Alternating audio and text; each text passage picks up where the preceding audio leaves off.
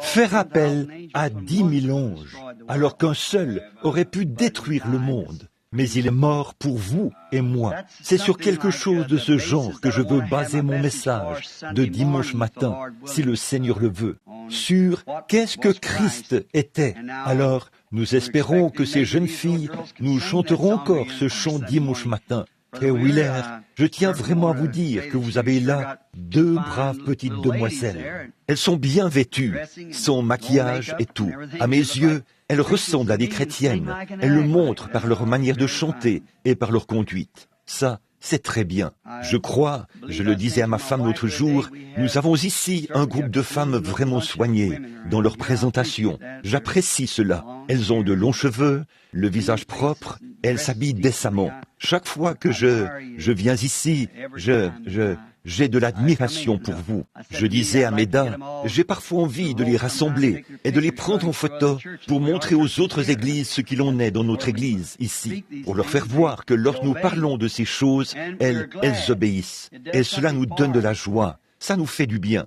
Nous savons que lorsque nous avons des requêtes, si notre cœur ne nous condamne pas, nous avons la certitude que Dieu nous a exaucés. Ce matin, un de mes amis, qui vit très loin d'ici, on l'a couché, on l'a emmené pour le soigner. C'est à peine s'il était encore en vie. On pensait qu'il allait mourir d'un moment à l'autre. Ils m'ont appelé, c'était presque le lever du jour. Je suis sorti du lit, je me suis agenouillé, je me suis mis à prier pour le vieil homme, et par la grâce de Dieu, j'ai pu contacter cet esprit, et voici qu'il est revenu, il s'est rétabli, il est revenu, voyez-vous, il est encore vivant parmi nous ce soir, à la gloire de Dieu. Il s'agit de notre brave frère Dow, qui a 91 ans, ça fait 21 ans qu'il a dépassé le terme de son voyage dans cette vie. Mais le Seigneur est bon et plein de miséricorde, et nous en sommes donc reconnaissants. Bon, frère Neville, nous jetons un coup d'œil l'un vers l'autre, et je sais que je n'ai plus qu'une petite, peut-être encore une seule réunion où je serai présent, dimanche. Et je ne veux pas écarter mon pasteur. J'aime vraiment beaucoup l'écouter prêcher. Dimanche soir, quand il a prêché, je vous le dis, après, je suis allé avec un ami au petit restaurant avec service au volant, pas loin d'ici, pour manger un sandwich. Frère Evans et sœur Evans. Et là-bas, nous sommes tombés sur frère et sœur Sothman. Frère Sothman et tous ceux qui étaient là commentaient, disant que c'était un merveilleux message. Et je vous le dis, moi je m'en suis nourri pratiquement toute la semaine. Et certains ont fait remarquer que l'autruche croit être cachée. Eh bien, c'est vrai. En fait, elle se met la tête dans le sable, mais la plus grande partie de son corps reste visible. C'est à peu près ce que nous faisons parfois. Nous essayons de nous cacher la tête derrière quelque chose. Il y a toujours, peut-être que nous sommes encore visibles. Vous savez, il voit tout ce qu'il y a en nous, vous voyez. Donc, j'ai vraiment apprécié cela. Alors, je me suis dit, eh bien, j'aimerais parler à l'église. Et j'ai pensé, eh bien, frère Neville, à l'occasion de vous parler tout le temps. Alors, quand je suis là, je viens faire un tour par ici. Je ne serai pas assez hypocrite si je ne suis pas sorti faire des visites, ni rien, pour juste rester là, à la maison, quand l'église est ouverte ici. Mon désir, c'est d'être ici, parce que je vous aime. Je vous le dis, je suis vraiment un peu, le climat ici m'est hostile. Et cette région m'est hostile. Et je suis allergique à l'air qui circule ici. Aussitôt que cet air me frappe, j'attrape l'urticaire. Sur le champ, voyez, et on ne peut absolument rien y faire. Et nous ne nous sentons pas bien quand nous sommes ici, aucun de nous. Nous, c'est à peine si l'un de nous s'est vraiment senti bien depuis que nous sommes ici, parce que nous nous sommes en quelque sorte habitués à ce climat chaud. Mais bon, ce qui m'attire ici, c'est vous tous. C'est vrai. Vous tous, vous savez, on peut trouver beaucoup d'amis, et j'en suis si reconnaissant. Je pense que si je me mettais à compter tous ceux que je connais personnellement, il serait peut-être des millions dans le monde. Une fois, quelqu'un estimait que je connaissais personnellement à peu près 10 millions de personnes. Mais il y a quelque chose dans le fait d'être chez soi, d'être avec certaines personnes. C'est simplement que tout le monde vit cela. Il y a des gens qui occupent une place spéciale dans votre vie. Vous savez, c'est ce que je crois. Si ce n'était pas le cas, alors pourquoi notre femme est-elle si spéciale pour nous? Et pourquoi voyez, nous sommes notre femme, notre mari, et ainsi de suite. C'est spécial. Et vous vivez ça avec vos amis. Il y a quelque chose qui fait que vous aimez simplement être avec eux et parler avec eux. Il y a un petit quelque chose. Et je pense à ce vieux marécage où on a bâti cette petite église. En fait, avant qu'on la construise, ici, ce n'était rien d'autre qu'un étang. C'est pour ça que la route a été construite loin là-bas, pour contourner cet étang. En fait, c'est ici la propriété, et la rue est censée passer juste là, devant la porte. Mais bon, il y avait là un étang. Je me souviens du temps où j'étais venu ici pour chercher un endroit où je pouvais construire une église pour le Seigneur. Je n'étais qu'un jeune garçon, et je les ai écoutés, ce jeune homme-ci et cet autre jeune homme qui priait ici, il y a un instant, plein d'enthousiasme.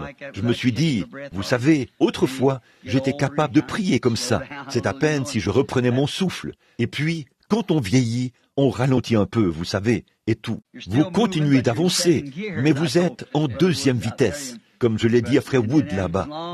Et puis, tant que, et au bout d'un certain temps, on passe à la vitesse inférieure, quand on atteint les 70 ou 80 ans, je suppose. Mais, vous savez, vous continuez d'avancer, et tant que vous avancez, qu'y a-t-il de bien grave? Vous mettez juste un peu plus de temps pour y arriver. Je me souviens que je priais, et juste ici, au milieu des mauvaises herbes, juste ici où se trouve maintenant cette chaire, à peu près ici où elle se trouve, c'est là que j'ai planté un petit jalon pour marquer l'endroit où je savais qu'il fallait placer la chaire.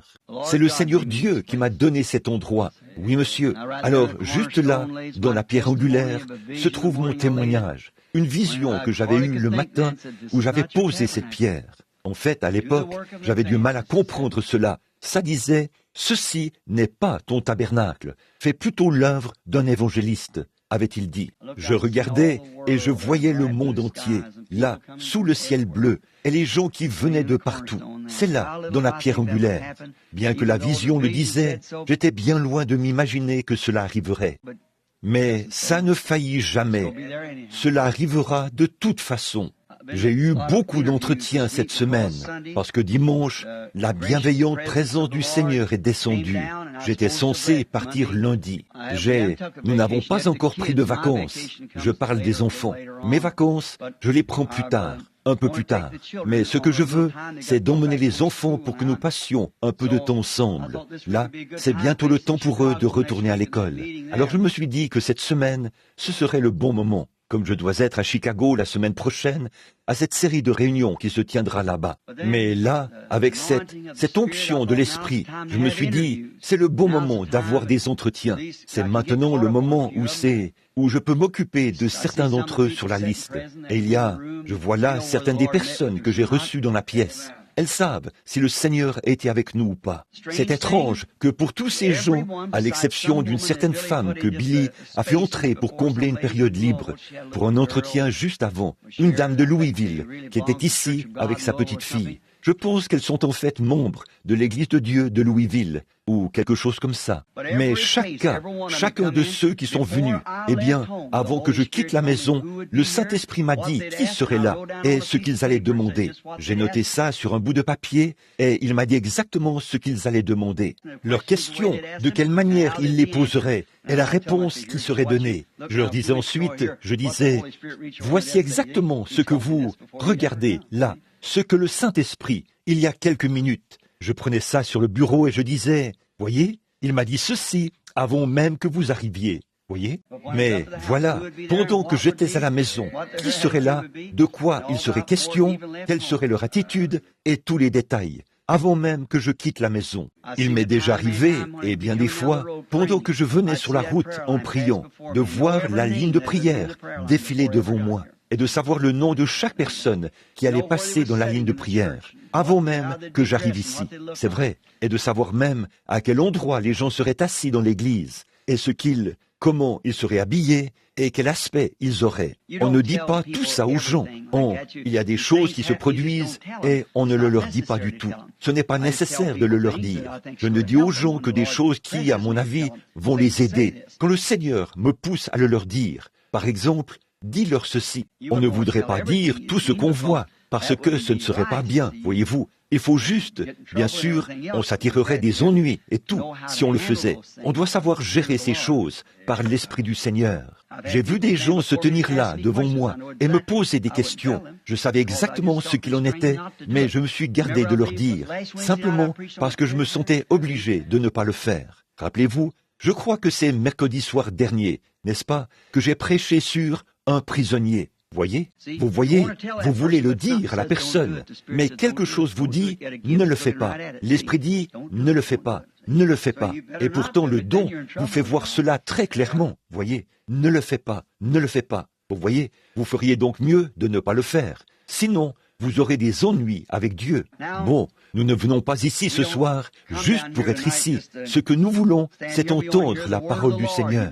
Vous avez prié et nous avons passé de merveilleux moments. Quand je viens ici, je sais que j'apporte juste mon petit carnet où je note mes sujets, puisqu'il y a des fois, Frère Neville est si bienveillant, il me demande sans cesse, ça te dirait de faire ceci, ou de faire cela, ou de prêcher, et je jette un coup d'œil là-dedans, jusqu'à ce que je trouve un sujet quelconque, et je pars de là, et je suis certain, soyez certains, dimanche, on ne sait jamais, on ne peut pas déterminer d'avance. Voyez-vous, il m'est arrivé de venir ici avec en tête un sujet dont j'allais parler. Et une fois ici, ça change totalement. Et il m'est arrivé de noter des écritures en me disant, je vais prêcher sur ce sujet et je vais utiliser ces passages des écritures. Et au fur et à mesure que cela vient, je vais dire ceci, cela ou autre chose. Disons par exemple que j'ai noté 1 Corinthiens 5, 15, 2 Corinthiens 7, 1, Matthieu 28, 16, et ainsi de suite. Et que j'ai écrit tout cela ici, comme ceci, que j'ai noté tous ces passages de l'Écriture. Et je jette un coup d'œil là, et je sais ce que dit ce passage de l'Écriture. Parfois, je n'y touche même pas. Je parle d'un tout autre sujet complètement différent. Nous ne savons pas à l'avance, c'est tout.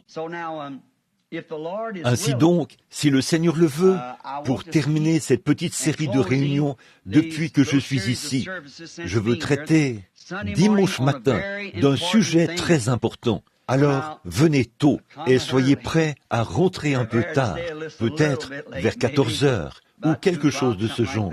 C'est donc, j'ai déjà noté une trentaine ou une quarantaine de passages des Écritures qui se rapportent à ce sujet, mais je pense que ce que je vais essayer de faire, si le Saint-Esprit me vient en aide, c'est de recevoir le message et là où il est situé maintenant, et de le construire à partir d'où il a commencé, puis de le construire jusqu'au temps présent. En fait, quand je serai allé à Chicago, je devrais ensuite aller directement en Arizona, me rendre ailleurs, et ainsi de suite. Et pour autant que je sache, c'est peut-être seulement l'année prochaine, ou peut-être l'été prochain, que je serai de retour au tabernacle. Sauf s'il m'arrive de repasser par ici, étant donné que j'ai des séries de réunions. En ce moment, Billy travaille sur une tournée mondiale à l'étranger qui commencera immédiatement après Noël.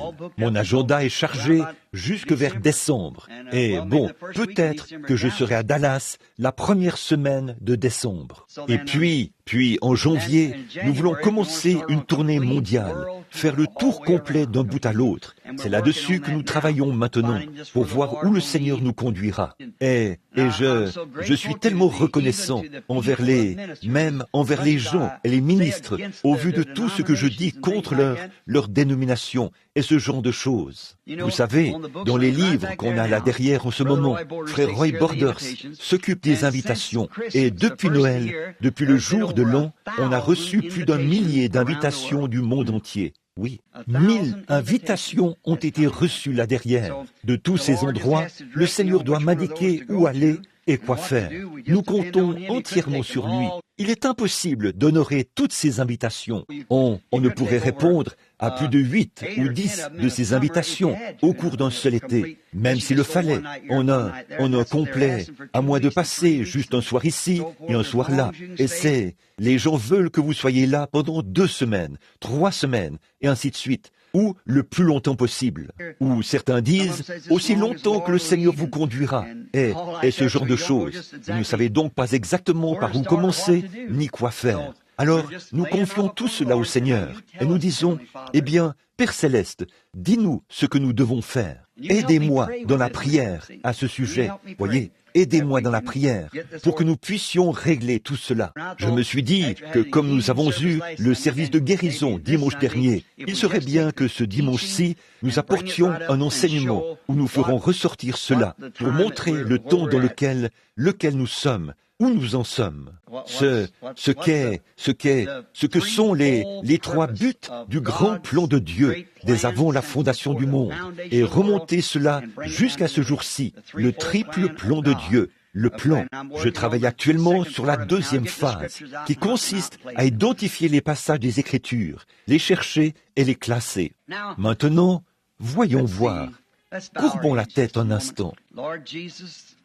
Seigneur Jésus, le grand berger de la bergerie, nous nous sommes rassemblés ici ce soir en ton saint nom, plein de grâce. Nous t'aimons, Seigneur, et nous te remercions pour cette réunion de prière ce soir, pour les cantiques de l'Église que nous avons chantés avec de la joie dans notre cœur. Et nous entendions les gens frapper dans leurs mains alors qu'ils entraient. Et puis nous nous sommes agenouillés et nous avons tous répandu notre cœur devant toi. Et nous t'avons remercié pour ce que tu as fait pour nous. Et nous t'avons demandé de continuer à marcher avec nous.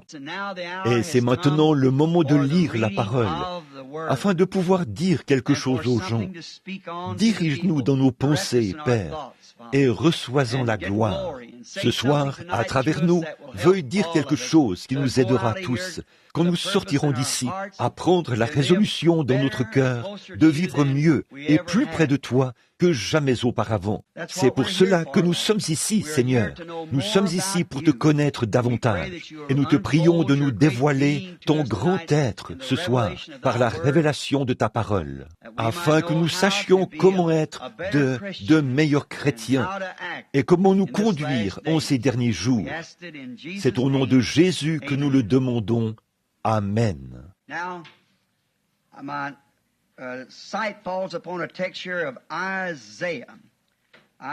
Bon, mes yeux sont tombés là, sur un passage d'Ésaïe, Ésaïe 38. Lisons dans Ésaïe 38. En ce temps-là, Ézéchias fut malade à la mort. Le prophète Ésaïe, fils d'Amoz, vint auprès de lui et lui dit, « Ainsi parle l'Éternel, donne tes ordres à ta maison, car tu vas mourir, et tu ne vivras plus. » Ézéchias tourna son visage vers le mur et fit cette prière à l'Éternel. « Ô Éternel, souviens-toi de moi, que j'ai marché devant ta face avec fidélité et intégrité de cœur, et que j'ai fait ce qui est bien à tes yeux. » Et Ézéchias répandit d'abondantes larmes. Puis la parole de l'Éternel fut adressée à Ésaïe en ces mots. « Va et dis à Ézéchias, ainsi parle l'Éternel, le Dieu de David, ton père. J'ai entendu ta prière, j'ai vu tes larmes. Voici, j'ajouterai à tes jours 15 années. » Que le Seigneur ajoute ses bénédictions à cette lecture. À mon avis, c'est un sujet très important pour un bref message comme celui-ci.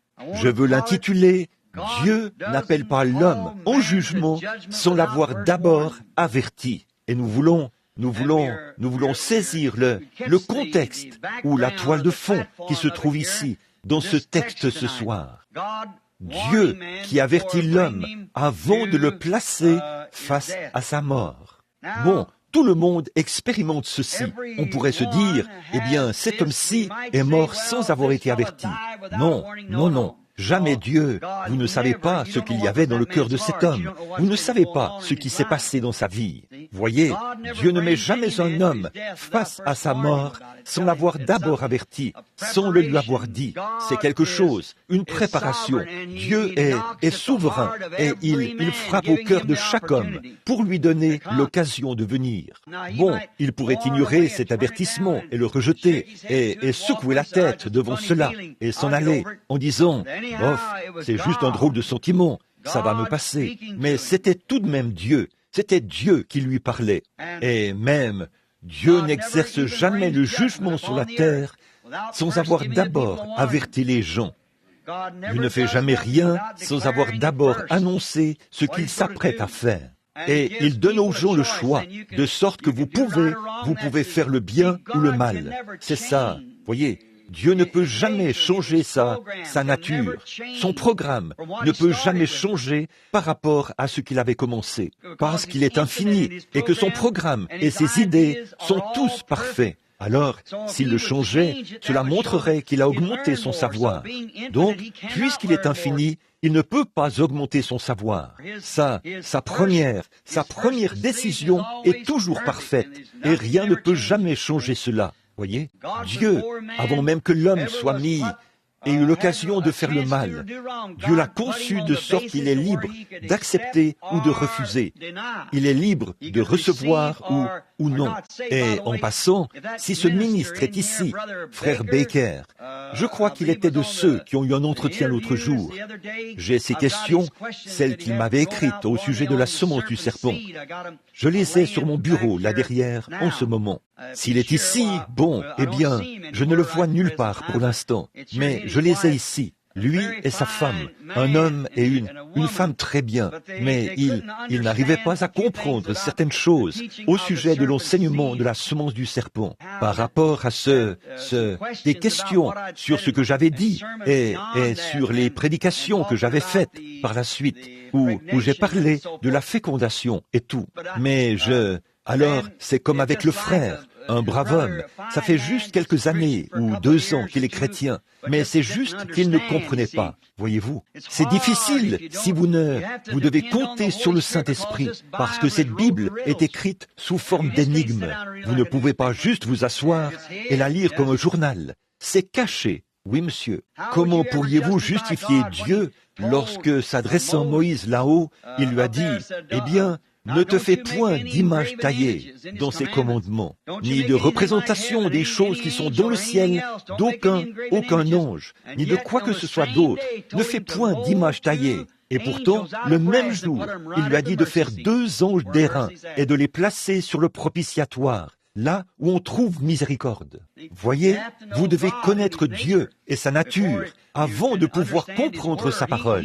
Il tient lui-même la clé de cette parole, et il est le seul qui puisse la manier et l'ouvrir. C'est donc lui qui doit la révéler. Et donc là, nous voyons que c'était sa nature de toujours avertir un homme avant le jugement, avertir une nation avant le jugement, etc. Il donne toujours son avertissement pour nous rappeler une responsabilité. Nous sommes responsables. Il y a une raison pour laquelle Dieu nous a mis ici, sur terre. Et cette raison pour laquelle il nous a mis ici, nous sommes responsables devant lui à cause de cette raison-là. Vous devez vous adresser à lui pour savoir ce qu'il veut que vous fassiez. Voyez ? Sinon, si vous alliez travailler pour un homme, qu'il vous donne un travail dans un ranch ou quelque chose, et vous allez simplement dans la grange, vous vous asseyez là et vous dites, eh bien, voyez-vous, il faut aller lui demander ce qu'il veut que vous fassiez, et ensuite, faites-le. Si vous travaillez pour un homme, renseignez-vous pour savoir quelles sont vos tâches. Alors, si notre vie doit se passer ici, sur la terre, eh bien, nous devons aller vers celui qui nous a mis ici. Seigneur, que veux-tu que je fasse? Que dois-je faire? Pourquoi suis-je ici? Si vous devez être femme au foyer, plongeur, si vous devez être ce que Dieu veut que vous fassiez, faites-le du mieux que vous pouvez, même si c'est modeste. Peu importe, même si c'est modeste, vous devez le faire. Vous dites, eh bien, le problème c'est que nous voulons tous faire le travail de l'autre. Nous voulons tous porter le ballon, comme on dit, voyez-vous, comme cette montre ici. Bon, chaque petit mouvement dans cette montre a sa place. Or, toutes les parties ne peuvent pas être les aiguilles. Maintenant, je regarde seulement les aiguilles pour voir l'heure qu'il est. Mais si l'un des petits rouages qui sont à l'intérieur ne fonctionne plus, elle ne donnera pas l'heure exacte. Et c'est pareil pour les gens. Nous tous, le corps de Christ doit être dans sa position, en harmonie. Voyez ? Et ainsi, nous pouvons regarder autour et voir l'heure qu'il est. Voyez ? C'est alors que le monde regarde pour voir ce qu'il en est. Voyez ? Mais il vous observe. Et si vous n'êtes qu'un petit ressort spiral, un ressort moteur, ou quoi que vous soyez, faites vraiment ce travail du mieux que vous pouvez. Donc, parce que nous avons une responsabilité pour laquelle nous devrons un jour rendre des comptes à Dieu. Tous les hommes qui sont venus sur la face de la terre ont à rendre des comptes à Dieu pour une responsabilité. Et pour beaucoup d'entre nous, une administration dont nous aurons à répondre. Nous, cette responsabilité est une administration que Dieu nous a confiée, peu m'importe ce que c'est. Comme je l'ai dit il y a quelques instants, une femme au foyer. Alors, soyez une véritable femme au foyer. C'est vrai, s'il s'agit d'être fermier, soyez un véritable fermier. Peu importe ce que Dieu vous a mandaté de faire, vous en êtes l'administrateur et vous devrez rendre des comptes à Dieu pour cela. Parce qu'il faut toutes ces choses pour le faire. Il avait été dit à Ézéchias de mettre sa vie en ordre et de se préparer, parce qu'il allait rencontrer son Créateur. Or, Ézéchias était un roi, un grand homme. Avez-vous remarqué sa supplication ici? « Seigneur, je te supplie d'avoir égard à moi.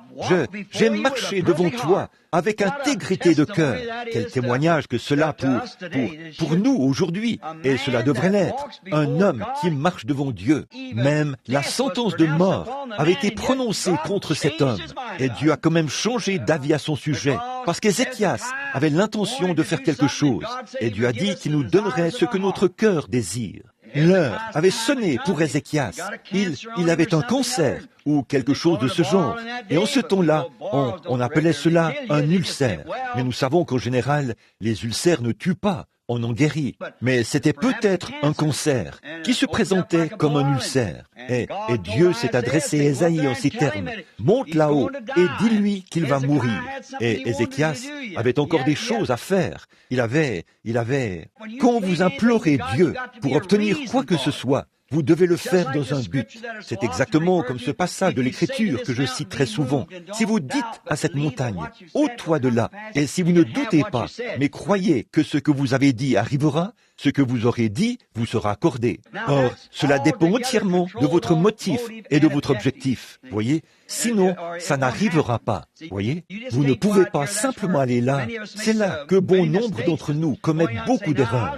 Le fait d'aller là et dire, « Bon, je vais vous montrer que j'ai la foi pour faire ceci. » Là, vous avez tort pour commencer. Dieu ne vous confie pas des dons juste pour que vous vous en serviez comme d'un jouet. Comme je le disais il y a un instant, il ne vous fait pas voir des visions juste pour vous amuser. On ne s'amuse pas avec ça. C'est sacré. Servez-vous-en simplement comme le Seigneur vous l'accordera. Soyez son prisonnier. Peu importe à quel point vous voulez dire à ce gars-là combien il a tort, ceci, cela ou autre chose. Restez tranquille jusqu'à ce que Dieu le dise. Et quand Dieu l'a dit, alors vous pourrez venir avec l'ainsi dit le Seigneur. En attendant, mettez tout ça de côté. Le monde d'aujourd'hui est tout à fait dans la même situation que l'était Ézéchias à l'époque. Le monde a reçu des avertissements. Il reçoit continuellement des avertissements. L'Église reçoit des avertissements. Ainsi donc, ces choses-là n'arrivent pas par hasard. Elles sont toutes le résultat de quelque chose. Donc, la maladie d'Ézéchias, le fait qu'il avait cet ulcère, n'était pas le fruit du hasard. Dieu avait envoyé Ésaïe là-bas pour lui dire de donner ses ordres à sa maison à ce moment-là, parce qu'il allait mourir. Ézéchias a pleuré et a dit à Dieu, « J'ai marché devant ta face avec intégrité de cœur, et je te prie de me conserver la vie pour une cause, une bonne cause, pour la cause de Dieu. » Dieu a parlé au prophète et lui a dit, « Retourne et parle-lui. » N'est-ce pas étrange? Ézéchias était l'homme le plus important du pays. Voyez, Ézéchias était un roi et un homme pieux. C'était un vrai homme, puisqu'il a pu faire une telle supplication devant Dieu, et que Dieu ne l'a pas réprimandé pour cela. « J'ai marché devant ta face avec intégrité de cœur. » Eh bien, cela en dit long, voyez. Et Dieu n'a jamais dit, « Non, Ézéchias, tu ne l'as pas fait. » Il a plutôt reconnu qu'il l'avait bel et bien fait. Et il a dit, « Je vais te conserver la vie un peu plus longtemps. » Voyez, je vais t'accorder ta demande. Voyez, parce qu'il avait été un homme juste. Il avait été un vrai serviteur de Christ. Ainsi donc, nous avons ce sentiment que nous avons le droit de demander quelque chose quand notre objectif est juste et que notre motif l'est aussi. Or, nous voyons aujourd'hui que depuis de nombreuses années, je dirais depuis 15 ans, voire plus, Un avertissement a continuellement été lancé d'un bout à l'autre du pays. Repentez-vous, sinon vous périrez. Remarquez, aujourd'hui je parlais à ma femme, tôt ce matin, et tôt, au petit déjeuner, nous étions là, à table, à causer avant que je parte. J'ai dit, ma femme, elle parlait de Billy Graham et de sa femme, et disait combien ils essayent de vivre dans la simplicité et tout. J'ai dit, voilà un vrai serviteur, quelqu'un qui ne cherche pas. Pourtant, c'est un homme qui gagne peut-être 2 ou 3 millions de dollars par an dans ses campagnes, mais il ne les prend pas. C'est à sa fondation qu'on verse cela, et on réinvestit cela dans l'œuvre, dans les émissions et tout. Quant à Billy, il reçoit environ 25 000 dollars par année. Elle a dit, comment arriverait-il à dépenser 25 000 dollars par année? J'ai dit, il prend juste ce qu'il lui faut, c'est tout. Il a une maison à payer et tout. J'ai continué et j'ai dit, j'ai beaucoup de respect pour Billy Graham. Et je dis, parce qu'il a un message, et ce message, c'est la repentance. Et je vous le dis, à ma connaissance, il n'y a personne dans ce pays aujourd'hui que Dieu a utilisé pour répandre ce message comme Billy Graham. Oh, il est maître de ce sujet et il se tient simplement là. Et je vous le dis, il appelle vraiment ses politiciens et ses membres d'église à la repentance. Mais il ne va pas plus loin. Et il y a aussi frère Oral Roberts, un autre grand serviteur du Seigneur. Il n'y a personne là-dehors qui soit comparable à Oral Roberts. Cette ténacité de bulldog avec laquelle il chasse les mauvais esprits en invoquant le nom du Seigneur. Et ces petites sensations et tout, au sujet de la guérison divine. C'est tout à fait juste. Il y a un messager pour les pentecôtistes. Il y a un messager pour l'Église du monde dénominationnel, voyez, et pour le monde froid. Et maintenant, quand on regarde notre humble petit ministère, voici Jésus-Christ, le même hier, aujourd'hui et éternellement. Vous voyez, qu'est-ce que ça fait? Ça appelle le groupe de l'épouse. Vous voyez, son appel s'adresse aux gens de ces deux groupes. Cela fait sortir une roue de la roue. Vous voyez ce que je veux dire? Ainsi donc, Dieu confirme ce message que Billy Graham prêche. Dieu guérit les malades par les prières d'Oral Roberts. Et Dieu produit les choses que Jésus prouve que Jésus-Christ est le même hier, aujourd'hui et éternellement. Et cela appelle ces choses ce sont des messages de l'heure. Et l'appel lancé dans chacun de ces messages, c'est « Repentez-vous, sinon vous périrez ». C'est vrai, repentez-vous, sinon vous périrez. Il n'y a plus d'espoir. C'en est terminé. Le monde a été averti de sa venue. Chacun de ces messages parle et avertit de la venue du Seigneur Jésus, à la fois à l'Église dénominationnelle. Souvenez-vous, avec Dieu, les choses vont toujours par trois, comme Père, Fils et Saint-Esprit. La justification, la sanctification, le baptême du Saint-Esprit. Ainsi de suite. Avec lui, les choses vont par trois. Or, Dieu est dans ce message de repentance qui est adressé à l'Église dénominationnelle. Dieu est dans ce message de guérison divine qui est adressé à l'Église pentecôtiste. Dieu est dans le message qui est adressé à l'épouse. Voyez, nous voyons donc que tous ces appels, un à ceci, ceci à cela, et cela à cela, c'est Dieu qui appelle l'Église à sortir du monde. L'appel de l'Église à sortir de l'Église dénominationnelle pour aller chez les pentecôtistes, et l'appel de l'épouse à sortir des pentecôtistes. Voyez, c'est comme Luther, puis Wesley, et maintenant.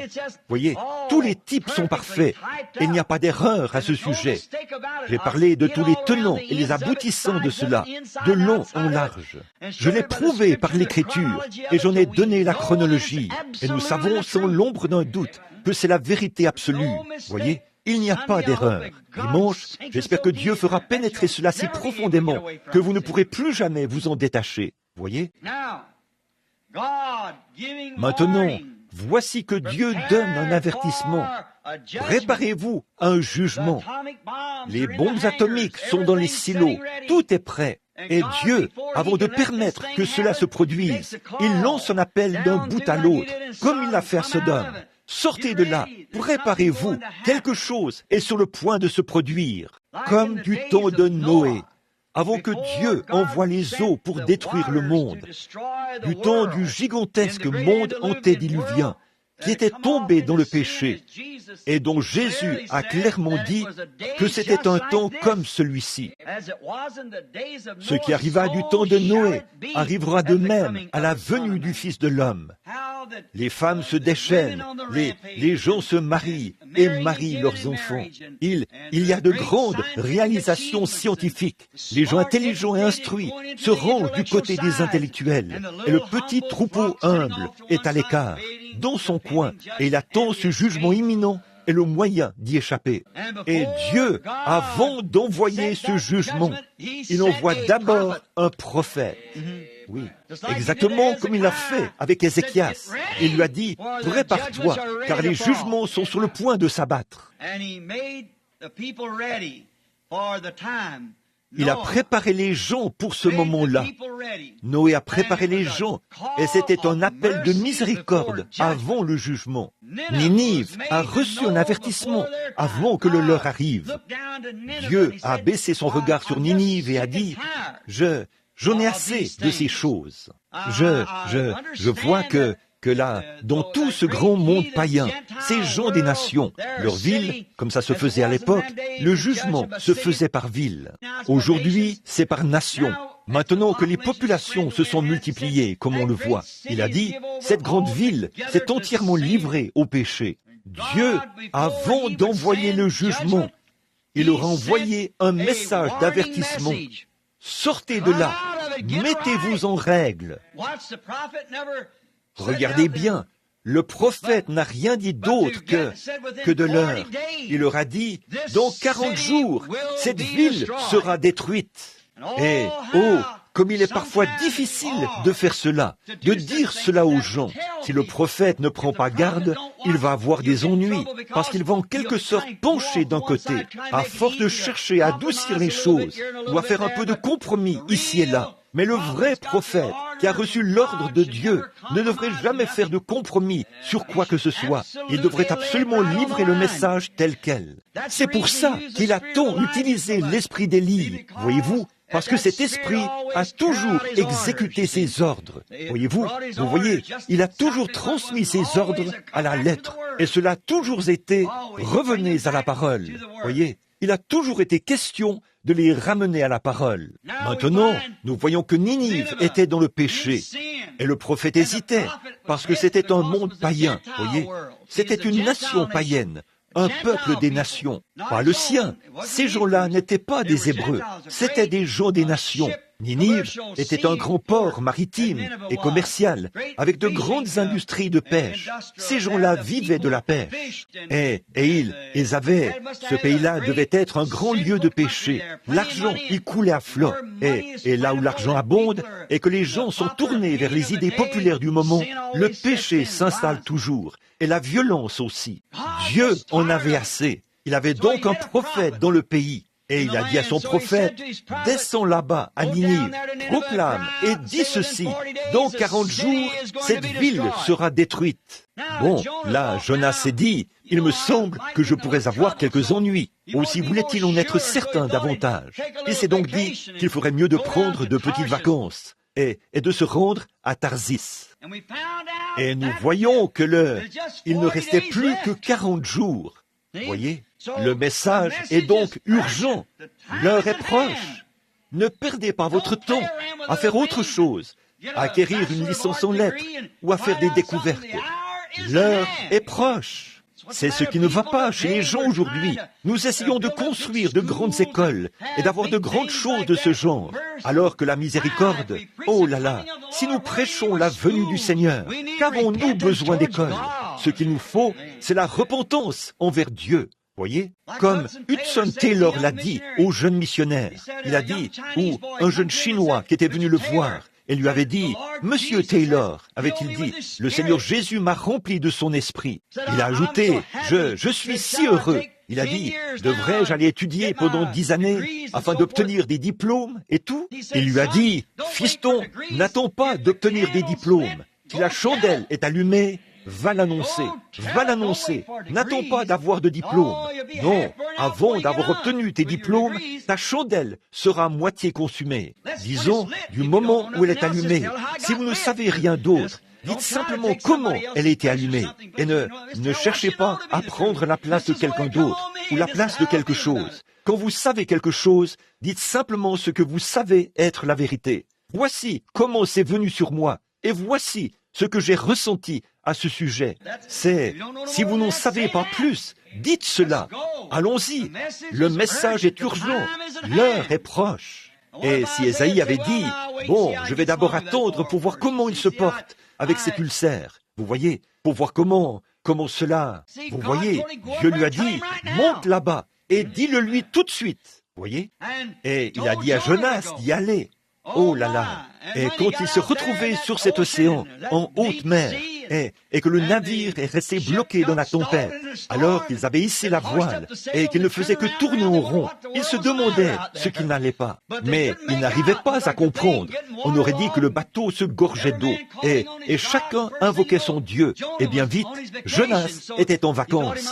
Alors il s'est dit qu'il ferait mieux de dormir. Il a dû descendre au fond du navire, s'est allongé là, les pieds relevés, et s'est endormi. Et on lui a dit, « Réveille-toi, fainéant, invoque ton Dieu !» Jonas savait ce qui n'allait pas. Tout comme chaque homme aujourd'hui sait ce qui ne va pas.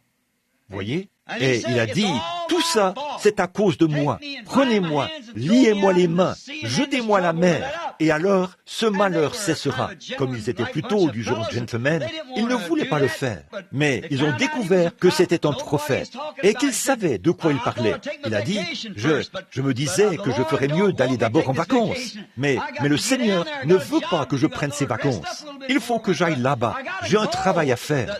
Je pensais me reposer un peu avant d'y aller. Mais il faut que j'y aille. Le message est urgent. Il faut que j'y aille. J'imagine que lorsque ce poisson qui avait été préparé a reçu Jonas dans son ventre, il a fait demi-tour, a éclaboussé tout le pays et a filé vers Ninive aussi vite qu'il le pouvait. Dieu transportait ce message là-bas par ce poisson qui avait été préparé, et il a filé vers Ninive aussi vite qu'il le pouvait, parce qu'il avait le messager à bord. Et il lui fallait l'emmener là-bas. Il avait emprunté le mauvais navire, mais Dieu avait pourvu d'un navire pour lui. Ainsi, vous savez, Dieu est capable de faire de grandes choses si seulement nous l'écoutons. Voyez, il pourvoira d'un moyen là où il n'y a aucun moyen. Il est le moyen. Voyez?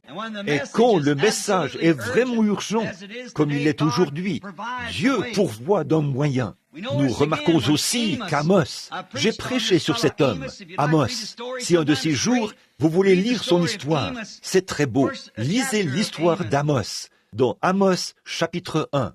Il est lui aussi un type montrant qu'il y a des avertissements avant que le jugement frappe le péché. Ainsi, la ville qu'il allait mettre en garde là-bas était habitée par une bande de Juifs qui étaient en quelque sorte sortis des sentiers battus, et on avait fait un grand centre touristique. Et j'imagine bien, comme je l'ai illustré ce matin-là, alors que je parlais de lui, qu'une fois que sa tête chauve apparut sur le sommet de la colline, il a dû plisser ses petits yeux, il a baissé le regard.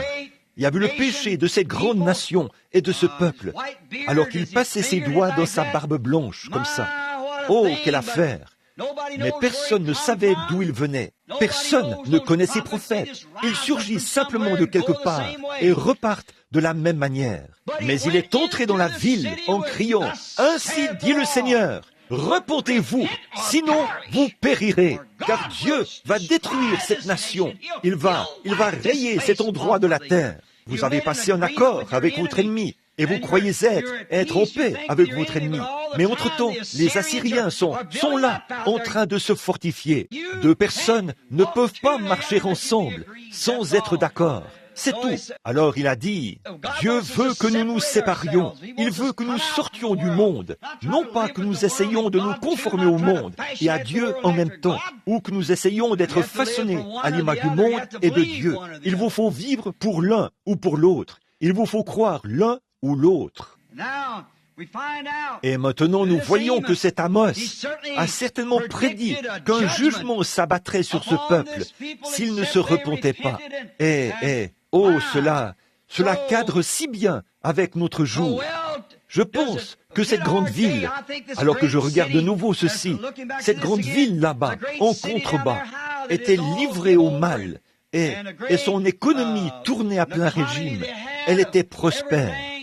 Ils se disaient qu'ils étaient tout à fait dans la volonté du Seigneur, parce qu'ils étaient prospères. Mais ils ont découvert que Dieu n'est pas toujours l'auteur de la prospérité. Non, Dieu, parfois, quand la prospérité a le vent en poupe, l'Église s'éloigne de lui. Vous savez, Dieu a parlé d'Israël une fois. Il a dit, « Je t'ai trouvé dans les champs, baigné dans ton sang. Je t'ai lavé et je t'ai ramené à la maison pour qu'elle soit son propre enfant. Et quand tu as grandi et que tu es devenue une belle jeune femme, tu t'es prostituée. » Il a ajouté, tu t'es livré à tous les passants, voyez. Mais quand tu étais pauvre et que tu étais dans le besoin, quand tu avais des besoins, tu me servais. Mais quand je t'ai béni et que je t'ai donné de l'abondance, là, tu t'es éloigné de moi. Et c'est ce qui était en quelque sorte démontré. Oh là là! Eh bien, nous voyons que ce prophète a vraiment parlé durement à cette nation. C'est Amos. Il n'était qu'un laboureur. Mais nous voyons que lorsqu'il l'a fait, qu'il leur a parlé durement et leur a annoncé ce qui arriverait. Et qu'il leur a dit que s'ils ne se mettaient pas en règle avec Dieu, c'est ce même ennemi avec lequel ils s'étaient associés qui les détruirait. Nous voyons donc que notre arrogante Amérique n'échappera pas à la colère de Dieu. Comme j'en ai parlé un jour, depuis que je suis ici, je suis sûr que c'était ici, que tout est à sa fin. Vous savez, je ne vois rien sur quoi s'appuyer. On ne peut pas s'appuyer sur la politique. Elle est fichue. On ne peut pas s'appuyer sur la vie sociale, parce que les mœurs sont vraiment corrompues. Il n'y a rien sur quoi s'appuyer, là. Et on ne peut pas mettre son espérance sur quoi que ce soit. Qu'en est-il de l'Église? Eh bien, on ne peut rien faire avec l'Église. Elle est si formaliste. C'en est fini d'elle. Il n'en reste plus rien. Elles ont déjà vendu leurs droits d'aînesse pour un plat de lentilles. Elles n'attendent que le jugement. Le Saint-Esprit est allé d'un bout à l'autre de cette nation. Il a fait voir ses miracles et ses prodiges. Et on rejette continuellement sa grâce. Il confirme que c'est lui-même et prouve par sa grande confirmation qu'il est la parole de Dieu manifestée en ce jour. Et on continue de la rejeter. Voyez, il ne reste plus rien maintenant. On ne peut pas continuer indéfiniment de faire cela à Dieu. Voyez, très bien. Nous voyons qu'il envoie d'abord ses prophètes avec des avertissements. Il ne change pas ses voies, sa manière de faire les choses. Il ne frappe pas systématiquement aussitôt qu'il avertit. Je veux que vous preniez bien note de cette déclaration. Dieu donne un avertissement, mais il ne frappe pas systématiquement au même moment où il avertit. L'avez-vous remarqué? Et là, quand il ne frappe pas au moment où il envoie un avertissement, alors on se moque du prophète. Tu t'es trompé là-dessus. Tu as menti. Tu n'avais pas raison. Il se pourrait qu'on ait dit la même chose à Ésaïe. Que pensez-vous que les hommes se sont dit après qu'il est monté là-haut et a prophétisé que le roi allait mourir, puis qu'il est revenu et a dit « Non, il vivra ». Qu'en est-il de Jonas qui a parcouru les rues en disant « Oh, dans tant de jours, dans 40 jours, cette ville sera détruite ». Et qu'ensuite Dieu ne l'a pas fait. Vous voyez, vous devez faire attention. Dieu ne frappe pas systématiquement aussitôt qu'il avertit. Mais il se passe une chose, c'est qu'on se moque du prophète après cela. Mais il est un prophète confirmé qui a la parole du Seigneur. Voyez, les signes de Dieu est confirmé comme Dieu a dit que les prophètes seraient confirmés. Et ces hommes l'étaient. Voyez, sa parole n'est pas de lui, mais elle est de Dieu, et elle s'accomplira. Elle doit s'accomplir, si c'est la parole de Dieu. Il n'y a qu'une seule chose qui puisse l'arrêter, une prompte repentance.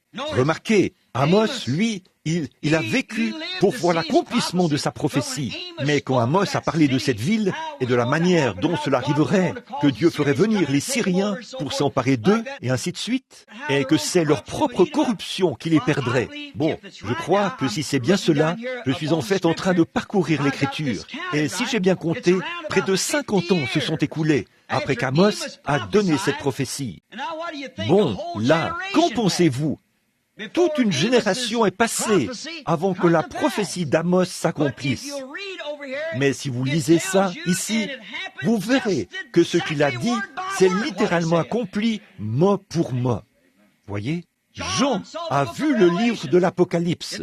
Ça ne s'est pas du tout accompli en son temps, mais nous voyons cela s'accomplir à la lettre. voyez, Daniel a prophétisé pour l'époque, pour son époque, et pour les époques qui suivent, jusqu'à la fin. Il n'a pas vécu pour en voir l'accomplissement. Il a dit, va, Daniel, tiens secret le livre, et ferme le livre, et tu te reposeras au milieu de ton héritage. Mais en ce jour-là, tu seras debout. Voyez? Maintenant, voyez-vous, on n'est pas toujours, Dieu frappe dès qu'il prophétise. La prophétie d'Amos, comme je l'ai dit, c'est 50 ans plus tard qu'elle s'est accomplie. Mais elle s'est bel et bien accomplie. Ainsi donc, le prophète est de la Bible, un vrai, un authentique prophète. C'est quelqu'un de spécial. Pas spécial parce qu'il est différent de qui que ce soit d'autre, mais c'est qu'il a un travail spécial, voyez, et comme il a une commission spéciale, il doit être spécial, un peu à part des autres, pour pouvoir le faire. C'est comme Dieu qui compare ses prophètes à un aigle. Bon, un aigle est un oiseau spécial. C'est juste un oiseau, mais c'est un oiseau spécial. Il peut voler plus haut que les autres oiseaux. Il peut voir plus loin que les autres oiseaux. Et pour qu'il puisse monter si haut, il faut qu'il soit bâti de sorte à pouvoir monter très haut. Et à quoi cela lui servirait-il de monter là-haut s'il ne peut pas voir ce qu'il fait après y être monté? Voyez, il doit donc être un oiseau spécialement conçu. Voyez, il fait en quelque sorte partie de la race des faucons. C'est un éventreur avec son bec. Et il mange beaucoup d'entre eux sont des charognards. Il existe une 40aine d'espèces d'aigles. Mais voyez-vous, dans l'Église, il y a le pasteur. Et ce pasteur est une personne spéciale. Il est bâti de façon à supporter les mécontentements des gens. Il est un porteur de fardeau. Il est le bœuf de l'équipe. C'est un homme qui peut s'asseoir quand quelqu'un a quelque chose contre quelqu'un d'autre. Il peut s'asseoir avec les deux familles, sans prendre parti pour l'une ou l'autre, raisonner la chose et les amener à se réconcilier en douceur. Voyez, c'est un pasteur. Il sait comment régler les situations. L'évangéliste est un homme spécial. C'est un homme qui brûle comme une boule de feu. Il va dans une ville, prêche son message, puis sort de là et va ailleurs. Voyez, c'est un homme spécial. L'enseignant est un homme spécial. Il entre dans l'onction de l'Esprit et il est capable de prendre les éléments de la parole et de les faire concorder par le Saint-Esprit. Et ni le pasteur, ni l'évangéliste ne peut se comparer à lui. Puis nous voyons que l'apôtre est un homme spécial. Il est quelqu'un qui met les choses en ordre. C'est un homme que Dieu envoie pour mettre les choses en ordre. Le prophète est un homme spécial. Un prophète est un homme à qui vient la parole du Seigneur. Parce que le prophète est ainsi conçu, sa vie, que son subconscient et sa conscience sont si rapprochés qu'il n'a pas besoin de s'endormir pour avoir un songe. Il le voit tout en étant éveillé. Voyez, là, c'est quelque chose que Dieu doit faire. Voyez-vous, il voit ce qui se passe. Un prophète voit longtemps à l'avance, voyez, les choses qui sont à venir. Il voit la coupe de la colère de Dieu à son comble avant qu'elle ne le soit. Il peut dire, « Ainsi dit le Seigneur, Dieu détruira cette ville si vous ne vous repentez pas. » Pourquoi? Il est un aigle. Il monte très loin dans les hauteurs, voyez. Puis il regarde au loin et voit cette coupe de la colère se déverser. C'est ce que le prophète regarde. Il ne regarde pas ce qui se passe ici. Il regarde au loin. Il dit, ça approche. Il peut monter tellement haut qu'il peut voir cette ombre. Il a dit, le monde sera obscur, obscurité, une obscurité profonde. Il va suffisamment haut que même si le soleil brille en ce moment, il voit l'ombre s'approcher. Et il dit ce qu'il voit. Ce n'est pas encore là, mais c'est certain que ça viendra. C'est vrai, ça viendra. L'obscurité profonde descendra sur les gens. Il sait que ça vient. Même des années avant que cela arrive, il le voit. Amos, ce prophète loin de Dieu, a vu les ténèbres et le jugement. Il a vu la Syrie venir avec ses chars et tout détruire dans le pays, massacrer ses gens. Il a vu venir cela et le jugement de Dieu s'abattre sur eux. Et ça, 50 ans avant que cela arrive. Mais voyez-vous, puisqu'il était prophète, il avait été élevé en esprit et avait vu cela longtemps à l'avance. Voyez, il a vu la coupe à son comble avant même qu'elle soit remplie. Comme avec Abraham. Dieu avait dit à Abraham, « Ta postérité viendra dans ce pays et y séjournera pendant 400 ans. Et ensuite, je les en ferai sortir par une main puissante, parce que l'iniquité des Amoréens n'est pas encore à son comble. » Voyez, Dieu savait que cette coupe arriverait à son comble. Il parlait avec son prophète. Il lui a dit, « Tu vois la coupe de ces Amoréens qui sont là-bas. » Voyez, mais leur iniquité n'est pas encore à son comble, Abraham. N'en parle pas maintenant. Attends, mais ça viendra. Et quand leur coupe sera à son comble, après ces 400 ans, je les chasserai comme des sauterelles devant toi, et j'établirai ta postérité ici, dans ce pays. Amen. Voilà le prophète du Seigneur. Maintenant, quand il parle de ce qu'il voit en vision, qu'il s'agisse de la colère ou de la guérison, cela peut tarder, mais ça s'accomplira certainement si c'est au nom du Seigneur qu'il le dit. Voyez, il se peut que ce soit une bénédiction qu'il prononce sur vous. Il se peut qu'il vous dise une certaine chose et que vous ne voyez pas du tout cela. Vous direz, comment est-ce possible? Eh bien, c'est il m'a dit, ainsi dit le Seigneur. Ceci arrivera et cela arrivera. Et ce n'est pas arrivé. Cet homme s'est trompé. Là, vous serez jugés pour ne pas y avoir cru. Mais cela arrivera quand même. Voyez, ça doit forcément arriver. Même si cela tarde, dit la Bible, cela arrivera quand même au temps marqué. Cela s'accomplira. Le prophète a tout simplement regardé au loin et a vu quelque chose.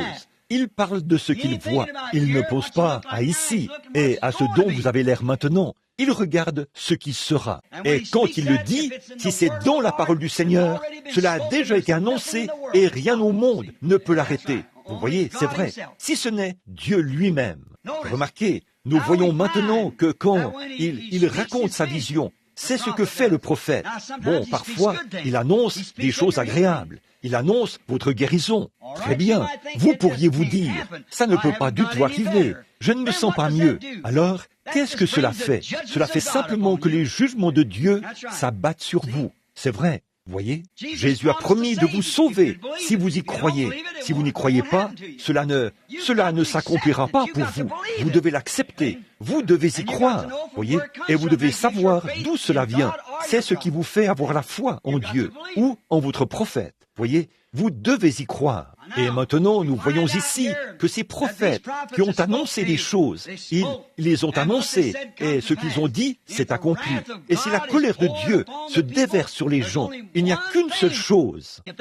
Si ce prophète dit que quelque chose arrivera, il n'y a qu'une seule chose qui arrêtera la main de Dieu. C'est la repentance. C'est la repentance envers Dieu qui arrête sa colère. Bon, n'attendez pas. Faites-le tout de suite. Si Dieu dit quoi que ce soit, faites-le tout de suite. Ézéchias, dès qu'il a su, c'était un brave homme. Mais Dieu a dit, ton heure est venue, Ézéchias. Je dois te prendre. Je vais te prendre. Donne tes ordres à ta maison. Et il a dit, il me faudrait 15 années pour le faire, Seigneur. Voyez? Eh bien, c'est toi. Je sais que je m'en vais, mais il me faudra 15 années pour donner mes ordres à ma maison. Je ne peux pas le faire maintenant. Je n'ai pas assez de temps pour le faire. Je ne peux tout simplement pas arriver à le faire. Seigneur, accorde-moi de vivre encore 15 années pour que je puisse le faire. Je ne peux pas mettre ma maison. Voyez, la commission de Dieu, c'était « donne tes ordres à ta maison ». Et Ézéchias a dit « il m'est impossible de le faire cette année.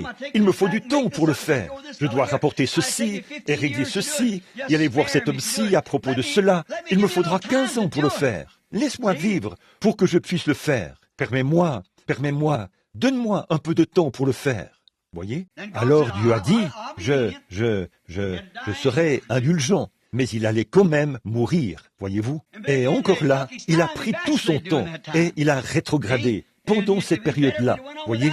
Et il aurait mieux valu qu'il s'en soit allé sans que cela ait été mis en ordre. C'est vrai, mais il lui avait donné 15 années de plus pour donner ses ordres à sa maison. En effet, rapidement, qu'a-t-il fait? Il a dit, Seigneur, je suis long. Il me faut 15 années pour le faire. Tu m'as chargé de donner mes ordres à ma maison. Je ne peux pas y parvenir avant 15 ans, parce que j'ai un prêt ici, et j'ai ceci ici, et j'ai ceci à faire ici. Bon, c'était un saint homme, et la parole de Dieu devait s'accomplir de toute façon. Elle allait quand même s'accomplir. Mais il a juste suspendu cela pour un temps, voyez. Il a arrêté à son égard. Et pendant ces périodes, il a commis un péché. Il a dit, je ne le ferai pas venir sur lui, mais je ferai retomber cela sur ses enfants. Vous connaissez l'histoire. Là, nous voyons que parfois, une repentance rapide retient temporairement la colère. Bon, nous voyons que Ninive, Dieu avait dit, va là-bas et crie contre cette ville. Dis-leur, si, dans 40 jours, elle sera détruite. Et, oh, comme ils se sont repentis dès qu'ils ont vu ce prophète parcourir les rues en disant « Ainsi dit le Seigneur, dans 40 jours, ce lieu sera détruit, ce lieu sera détruit. » Même le roi a ordonné un jeûne dans tout le pays, un deuil. Enveloppez-vous d'un sac et couvrez-vous de cendres, non seulement votre tête, votre corps et votre chair, mais aussi sur votre bétail, sur vos bêtes dans les champs. Mettez la cendre et le sac. Quelle repentance! Maintenant, quand nous regardons ces cas-là, nous remarquons que si le prophète n'est pas très vigilant, voyez, s'il ne reprend pas ses esprits pour aller vers Dieu, vous verrez qu'il se passera quelque chose juste là. Si l'on n'est pas vigilant, eh bien, regardez Ésaïe, il avait simplement donné sa prophétie et était retourné dans sa petite hutte au désert. Et quand il a fait, le Seigneur n'a pas répondu au roi qui priait. Il a une manière de faire les choses. Il y avait un prophète dans le pays. La parole du Seigneur vient à son prophète. Il est allé là-bas et a dit, « Ésaïe, retourne lui dire que j'ai entendu sa prière. J'ai bien compris qu'il se dit qu'il lui faudra 15 ans pour faire cela. J'ai vu les larmes qu'il a versées parce qu'il veut absolument faire son travail. Il lui faudra 15 ans, a-t-il dit, pour le faire. Va donc lui dire que je vais les lui accorder. » Voyez? Pourquoi? Il avait chargé Ésaïe d'aller lui dire « Ainsi dit le Seigneur ». Ensuite, s'il y a quelque changement à cela ou quelque délai, la chose arrivera de toute façon. Il est mort quand même. Mais il a dit, s'il y a quoi que ce soit à ce sujet, alors il est tenu de revenir vers l'homme auquel il avait envoyé l'ainsi dit le Seigneur. Il a dit à Ésaïe, retourne là-bas et dis-le lui. Or, Jonas a adopté une attitude différente. Il est allé au sommet de la colline et a dit, eh bien, il aurait mieux valu que je ne sois jamais né. Et oh, comme il s'est plaint, Dieu a fait pousser un petit ricin pour lui donner de l'ombre, jusqu'à ce qu'il se calme là-haut. Mais il a dit, bon, regarde, si je descends là-bas, on dira que je suis un faux prophète. Et Dieu lui a parlé et a dit, regarde cette ville, là, en bas.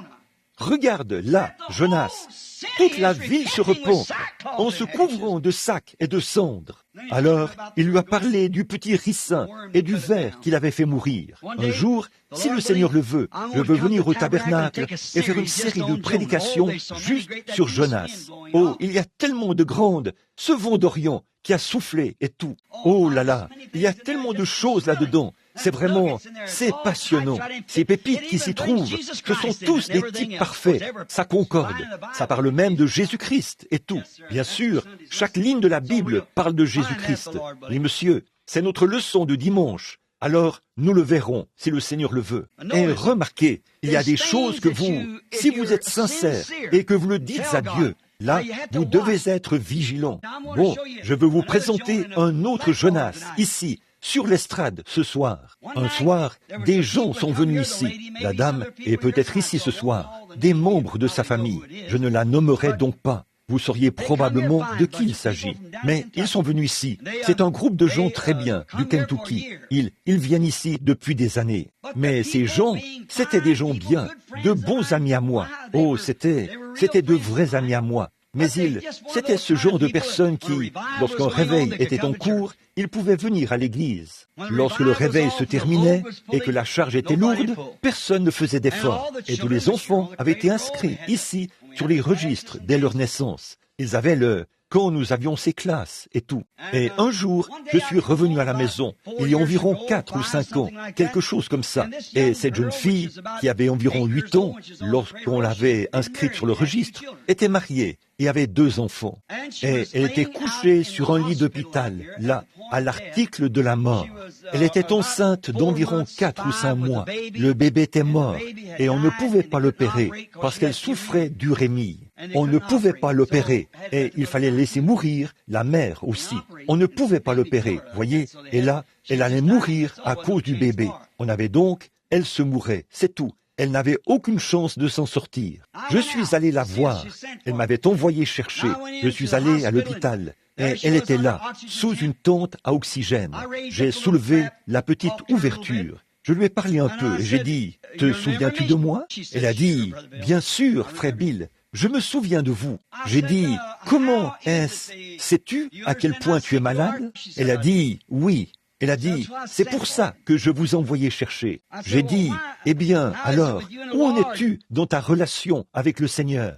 Elle a dit, « Frère Bill, je ne suis pas prête à partir. » Alors là, nous nous sommes agenouillés et nous avons prié. Et sa mère, son mari et bien d'autres qui étaient dans la chambre. Et sa mère et son mari se sont mis à pleurer. Et ensuite, à ma demande, elle s'est mise en règle avec Dieu. Elle a accompli ses vœux, elle est revenue à Dieu. Elle lui a fait la promesse. Et si elle était pardonnée, combien elle l'aimait, et elle regrettait ses péchés, le jour de vie qu'elle avait vécu, et elle a continué à se repentir et à pleurer. Au bout d'un moment, je me suis levé et je suis sorti du bâtiment. Et le lendemain matin, ils m'ont appelé et m'ont demandé d'y retourner. Et ils avaient constaté, ils étaient venus ce matin-là pour faire des examens, afin de voir à quel stade se trouvait son urémie. Et ils ont découvert qu'elle n'en avait plus la moindre trace. Cela avait complètement disparu. Toute trace de ce poison urémique l'avait quitté. Les médecins étaient si impressionnés qu'ils ont dit « Oh, eh bien, ceci, on devrait... C'est quelque chose de très étrange. » Ils ont dit « Nous allons la préparer. » Ont-ils dit, si c'est encore pareil demain matin, ils ont dit, nous continuerons à lui donner de la pénicilline, ou ce qu'ils lui donnaient pour combattre l'infection. Ils ont dit, on va l'opérer pour retirer le bébé mort, avant que cela provoque autre chose. Ils ont dit, si elle va bien, alors, eh bien, ils l'ont examinée de nouveau 2 ou 3 fois ce jour-là. Et tard ce soir-là, ils ont refait les examens. Il n'y avait rien d'anormal. Tout allait parfaitement bien. Et ils l'ont préparé. Ils l'ont sorti de la tente à oxygène. Tout allait bien. Ils allaient l'opérer le lendemain matin pour retirer le bébé. Eh bien, je suis allé là-bas. Et comme tout ceci était arrivé, bon, je ne l'avais jamais su. Je ne l'avais jamais su. Le Seigneur ne m'en avait rien dit. Vous pouvez vous informer auprès des gens si vous le souhaitez. Alors il n'avait pas dit que cela arriverait. Mais, oh là là, de voir une chose pareille.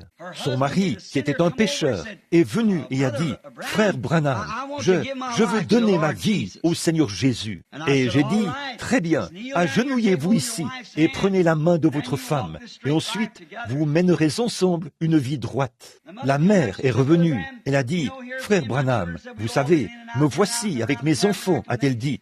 Quant au tabernacle et tout, nous avons toujours été tantôt là, tantôt pas là, tantôt là, tantôt pas là. Nous nous asseyons là et nous vous écoutions prêcher. Puis nous allions à l'hôtel et nous revenions. Elle a dit, moi aussi, je suis rétrograde, frère Branham.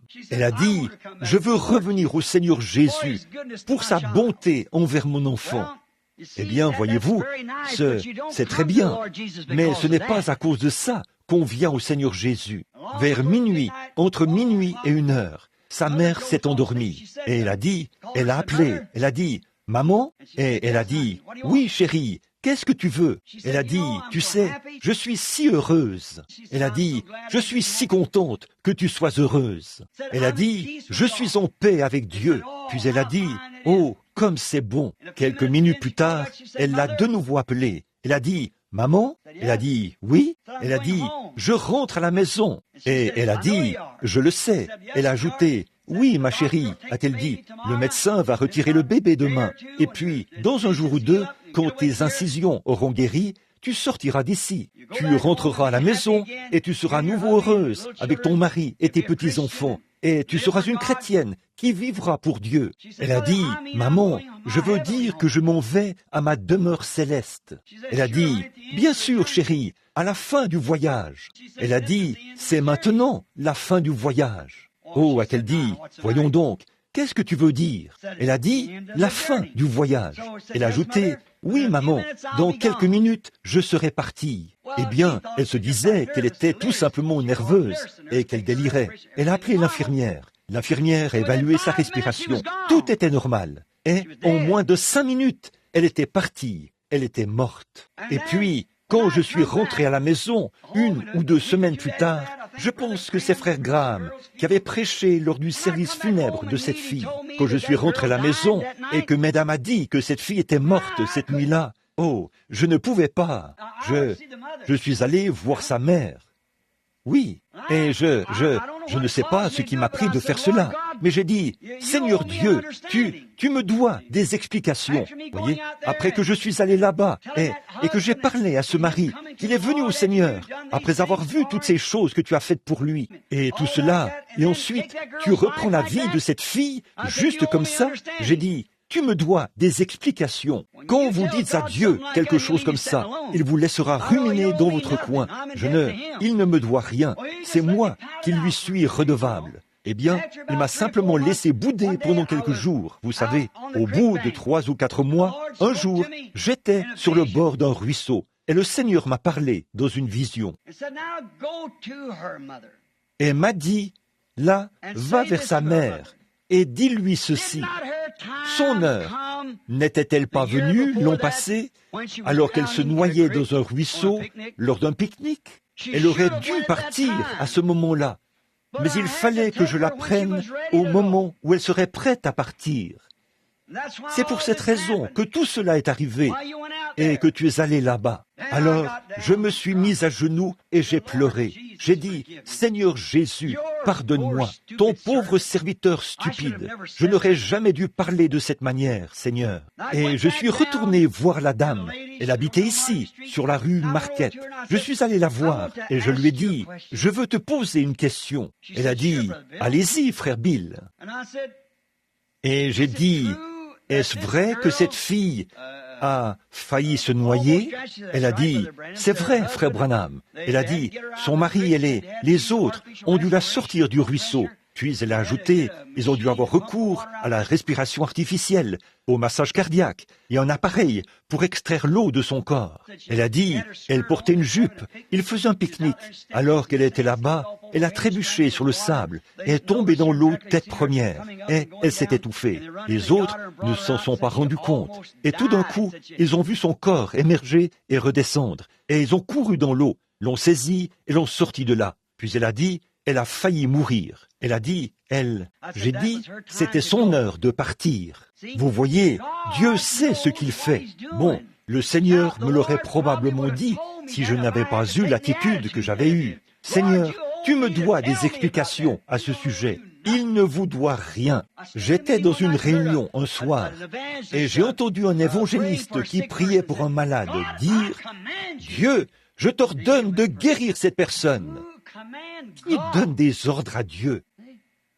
Voyez, ça n'a même pas de sens. Voyez, parce que Dieu, il fait comme bon lui semble.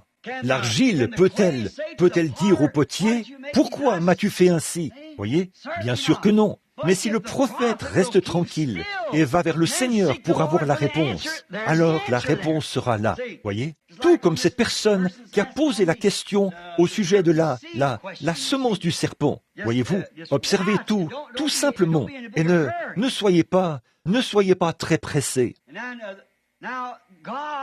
Et qui plus est, Dieu fait toujours tout concourir au bien de ceux qui aiment le Seigneur. Bon, si Ninive ne s'était pas repentie, alors les jugements de Dieu se seraient abattus sur eux. Maintenant, rappelez-vous, le prophète doit écouter. C'était un avertissement. Maintenant, c'est la même chose pour cette nation-ci. Là, vous dites, frère Branham, dimanche dernier, vous avez dit, il n'y avait plus d'espoir. Oui, pourquoi?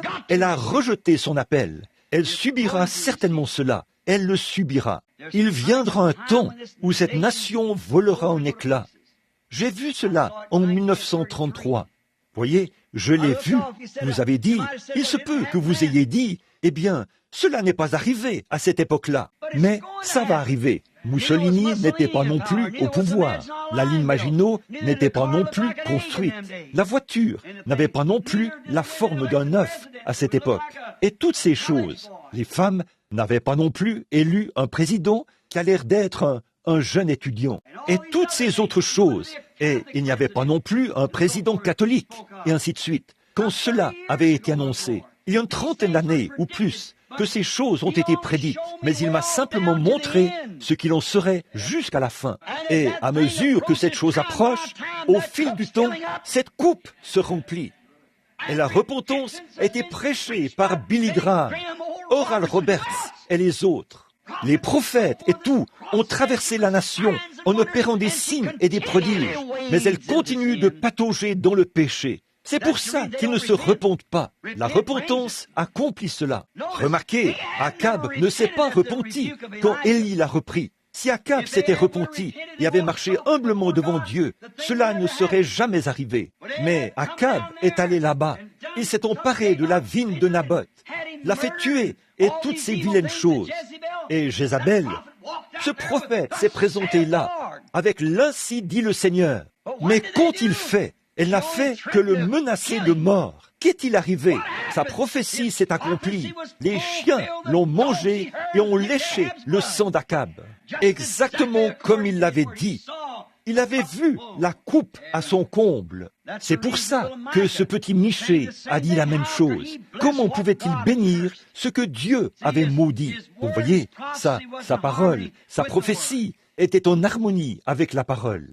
Hérode, il ne s'est jamais repenti quand Jean a dit « Il ne t'est pas permis de la voir, c'est la femme de ton frère ». Il ne s'est jamais repenti. Mais qu'a-t-il fait?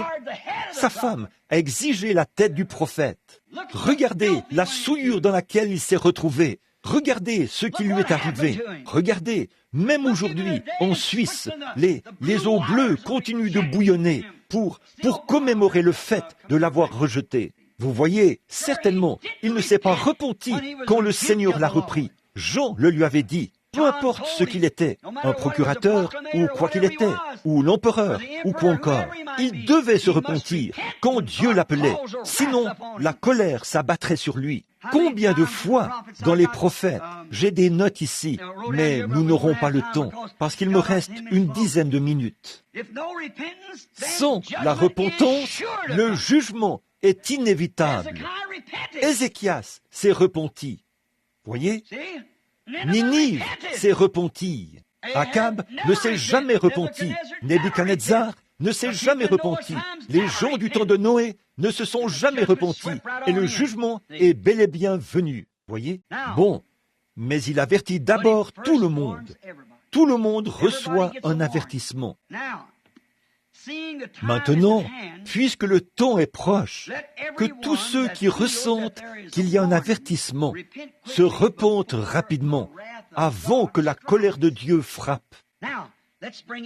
Bon, venons-en au Branham Tabernacle. Vous voyez, nous avons vu ces choses et nous savons quelles sont la vérité. Nous savons que c'est l'exacte vérité. Voici la commission contenue dans la parole. Si vous vous repentez et que vous vous faites baptiser au nom de Jésus-Christ pour le pardon de vos péchés, vous recevrez le don du Saint-Esprit, car la promesse est pour vos enfants et pour tous ceux qui sont au loin. Voyez? Eh bien, un homme, M. Dow, m'a posé la question ici il n'y a pas longtemps. Il a dit, « Frère Branham, je me fais vieux, je deviens faible, j'ai 91 ans. » Il a dit, « Pensez-vous que je suis sur le point de mourir? Pensez-vous que je suis prêt à partir? Pensez-vous que je suis sauvé? » J'ai dit, « Monsieur Dow, êtes-vous déjà allé chez un médecin pour un bilan de santé? » Il a dit, « Oui. » Si vous lui dites, bon, ce que fait le médecin, c'est qu'il a un livre posé là. Il consulte ce livre pour savoir ce qu'il en est. Bon, la première chose que je dois faire pour cet homme, c'est d'examiner son cœur.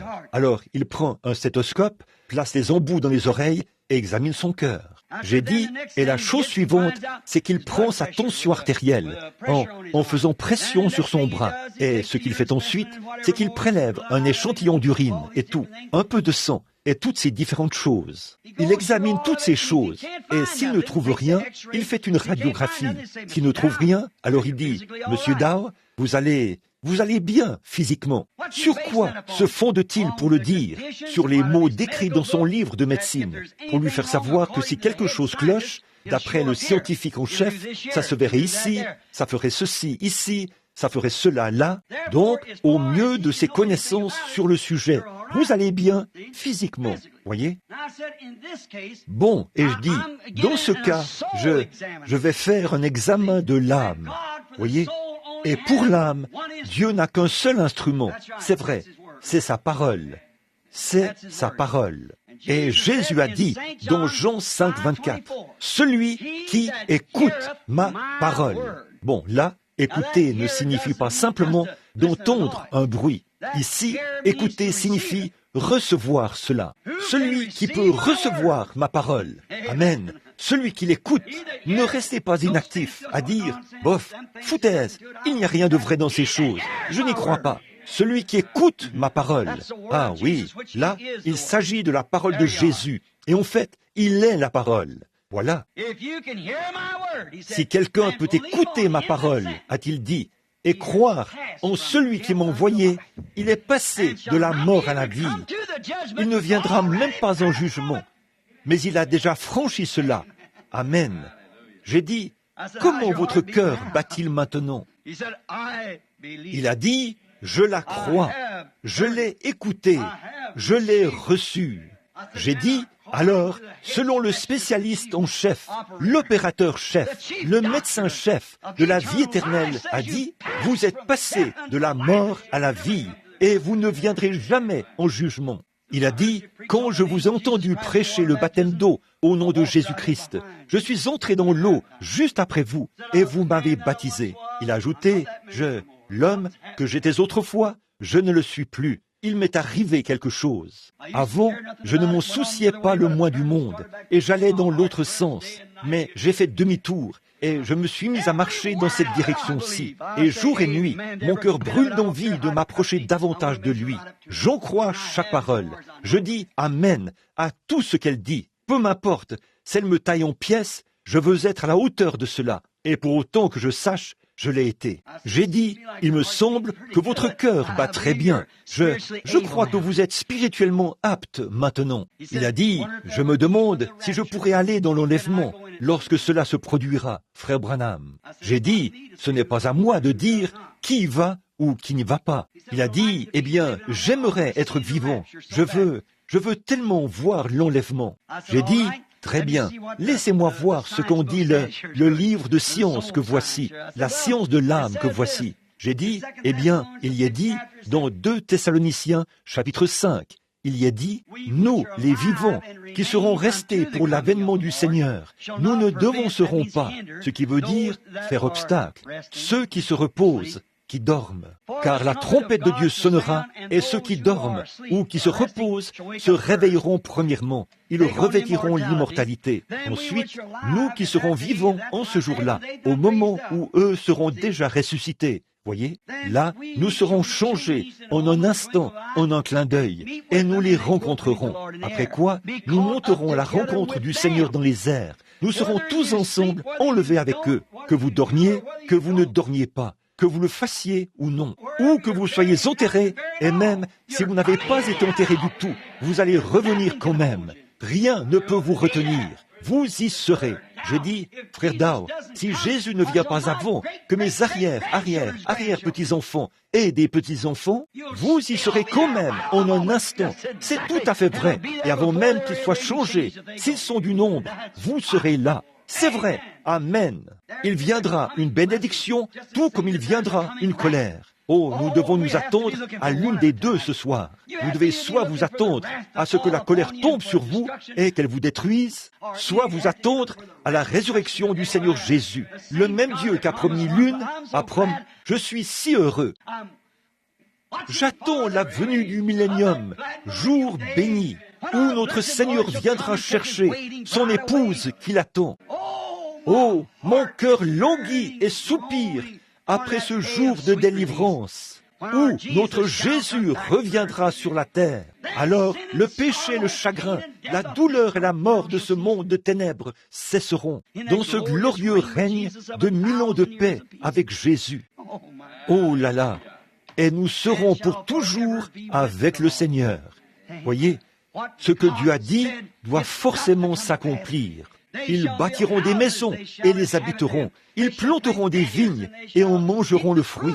Ils ne planteront pas des vignes pour qu'un autre hérite de cela. Ils planteront leurs propres vignes et les conserveront. Amen. Amen. Il ne se fera ni tort ni dommage sur toute ma montagne sainte. Alléluia. Lorsque ce corps mortel revêtira l'immortalité, cette mort aura été engloutie dans la victoire. Alors nous le verrons tel qu'il est et nous aurons un corps semblable à son propre corps glorieux. Oh, quel temps ce sera! Le même Dieu et les mêmes prophètes qui ont prédit la parole de Dieu ou la colère qui sera déversée ont aussi parlé de ces bénédictions à venir. Je suis si heureux. Dieu ne laisse jamais venir sur une nation, une destruction sans l'en avoir averti. Il ne laisse jamais venir la destruction sur un homme sans l'en avoir averti. Ainsi donc, s'il le fait, il y a quelque chose qui nous est arrivé. La confirmation des signes des derniers jours que nous avons avec nous, le grand Saint-Esprit qui agit parmi nous et qui comble l'Église de sa présence et qui confirme sa parole. Alors l'Église se prépare à monter dans les cieux un de ces jours par la puissance de Dieu. En effet, c'est un avertissement, un appel à rejeter tout fardeau et le péché qui nous enveloppe si facilement, afin de courir avec persévérance dans cette carrière qui nous est ouverte vers le chef et le consommateur de la foi. Que Dieu vous bénisse, Église. Tenez la main immuable de Dieu. Oui, monsieur, si vous ressentez sa présence, allez vers lui. S'il y a quelque chose de mal dans votre cœur, mettez cela en ordre. Il ne nous reste plus beaucoup de temps. La venue du Seigneur est proche. Croyez-vous en lui? Oh là là, n'est-ce pas que ce sera merveilleux là-bas? Quel moment, alors que je verrai les anciens combattants marcher dans ce paradis. Oh là là, j'attends cette heure-là. Je me souviens d'avoir entendu mon frère, lorsqu'il parlait de son retour des champs de bataille, outre-mer et tout. Il disait, ces vieux vétérans, à la vue de la statue de la liberté, on avait rassemblé ces infirmes là-haut, afin qu'ils puissent voir la statue de la liberté. C'est la première chose que l'on voit en bateau quand on arrive, parce qu'elle est très haute. À la vue de ce bras tendu, a-t-il dit, ces hommes ont fondu en larmes. Ces grands hommes qui se tenaient là, ils sont tombés sur le pont et se sont mis à pleurer. Qu'était-ce? Un symbole de liberté. Tout ce qu'ils aimaient était juste là, derrière ce symbole. Oh, mais quand sera-t-il ce matin-là, quand j'entendrai ce vieux bateau de Sion lancer son coup de sirène et que je verrai les bannières flotter au vent, quand la bataille sera terminée et que la victoire aura été remportée? Alléluia! Nous rentrerons à la maison où la mort, le péché et l'enfer sont vaincus. Et il n'y a plus de péché, plus de mort, plus de chagrin. J'entends les coups de sifflet retentir. Oh, nous nous approchons de la cité. Oui, monsieur, les vagues arrivent. Le vieux bateau est en train de rentrer à sa place au port.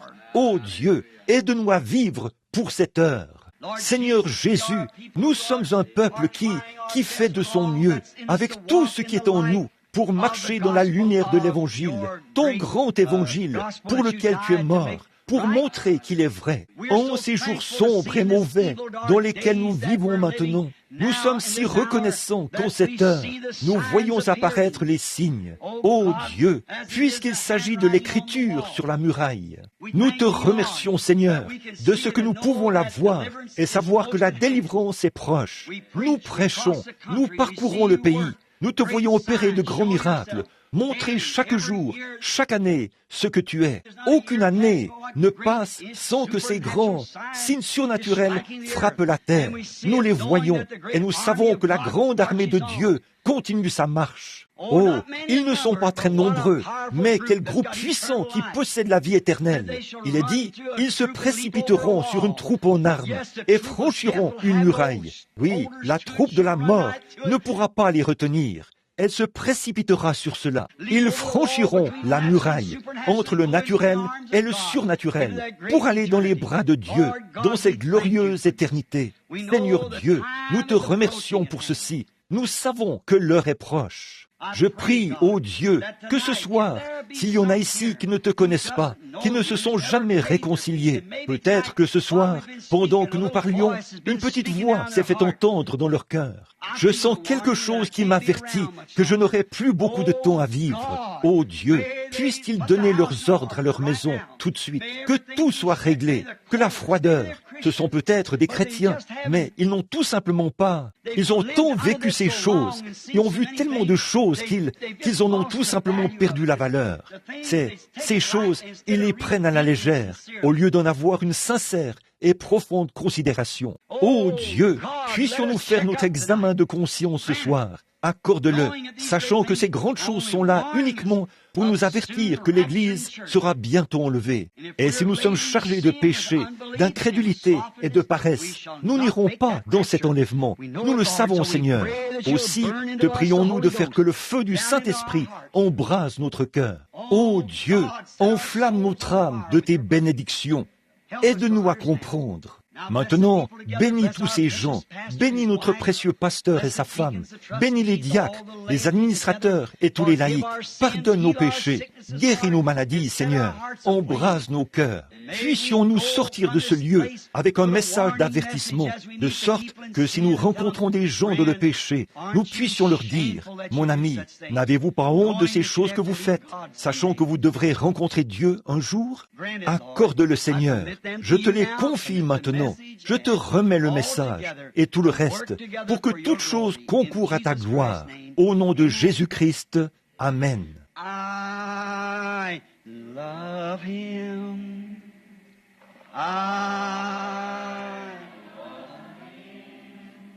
Because he first loved me and purchased my salvation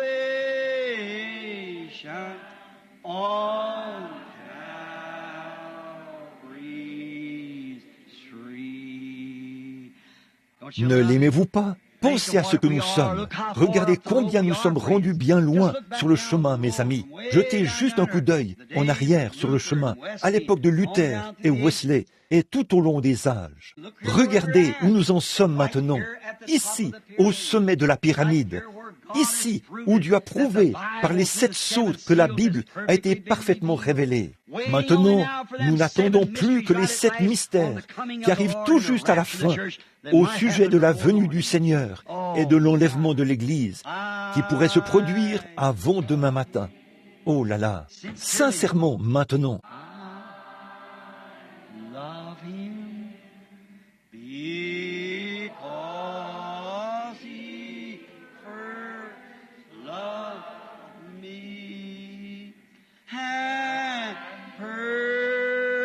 Just my salvation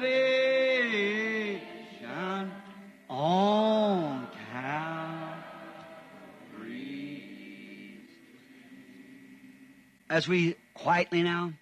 Alors que doucement, maintenant, vous rendez-vous compte que chacun de nous ici doit partir d'ici, quitter ce monde?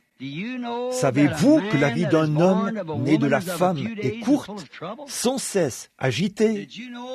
Saviez-vous que parce que nous sommes nés de cet arbre de la mort, du jardin d'Éden, nous devons mourir? Nous sommes le fruit du sein de notre mère, et nous devons mourir. Nous devons quitter cette vie. Jeunes ou vieux, ça ne change rien. Si l'homme ou la femme le plus âgé ici est compté parmi les vivants demain matin, elle aura survécu ou il aura survécu à de nombreux jeunes de 10 ou 15 ans. Des centaines d'entre eux mourront dans le monde entier avant demain matin, des jeunes. Donc, tout ce qui compte, c'est que faites-vous en ce moment? C'est peut-être votre dernière occasion, jeune ou vieux. Vous êtes capable d'aller à l'église. Ne négligez rien. Soyez profondément sincères. Rejetez tout péché et toute autre chose. Regardez Dieu bien en face et posez la question. Seigneur, suis-je agréable à tes yeux? Que puis-je faire d'autre, Seigneur Jésus? Une fois cette vie terminée, je n'aurai plus jamais l'occasion de te servir. Voici le seul temps que j'ai. Seigneur Dieu, fais-moi seulement savoir ce que tu veux que je fasse. Si je dois aller faire ceci ou faire cela, je le ferai volontiers. Est-ce que nous y pensons sincèrement? Est-ce que les jeunes y pensent? Est-ce que les personnes d'âge mûr y pensent? Est-ce que les vieilles personnes y pensent? Est-ce que les adolescents y pensent? Nous devrons partir. Et comment savoir si on ne sera pas tous partis avant demain matin? Nous ne le savons pas. Vous dites, ça me préoccupe. Cela ne devrait pas. Franchement, ça devrait vous rendre très heureux de savoir que vous quittez cette maison de pestiférés. Il existe un autre monde. Vous n'avez pas besoin d'aller bien loin. Il est avec vous. Il est autour de vous. Dieu ne vous a donné que 5 sens. Et c'est pour entrer en contact avec ceci, ce monde. Mais il existe un autre monde et vous n'avez aucun sens pour entrer en contact avec lui. Vous ne pouvez pas entrer en contact avec lui parce que vous n'avez pas ce sens-là. Par exemple, j'ai dit dimanche soir, peut-être que vous ne l'avez pas saisi. Nous avons 5 sens, la vue, le goûter, l'odorat, le toucher et l'ouïe. Mais qu'en serait-il si vous n'aviez pas la vue, que vous n'aviez que le goûter, le toucher, l'odorat et l'ouïe, et que quelqu'un d'autre ait reçu la vue et vous dise un autre monde existe, le soleil, avec le toucher, vous vous heurtez à des choses, et ce que c'est peut vous dire ce que c'est. Eh bien, vous croiriez que la personne est folle, parce que vous n'avez pas ce sens de la vue. Personne autour de vous ne l'a jamais eu. Vous avez déjà entendu dire qu'il y a des gens qui ont parlé de telles choses, mais vous en avez douté. Mais nous savons par ce sens que c'est réel. C'est un endroit qui existe vraiment. Voyez, c'est un endroit où vous pouvez voir cela. Votre sens vous le déclare. Maintenant, la seule chose qui se passe en vous quand vous mourrez, c'est que vous troquez ces 5 sens. Gloire. Et vous recevez simplement un autre sens. Et vous vivez avec un sens supérieur, des milliers de fois supérieur à ceci, dans une autre vie, une vie où il n'y a ni mort ni chagrin. Et les choses dont vous ne savez rien maintenant, vous les voyez clairement quand vous traversez là-bas. Vous ne le comprenez pas maintenant parce que vous vous heurtez à elles.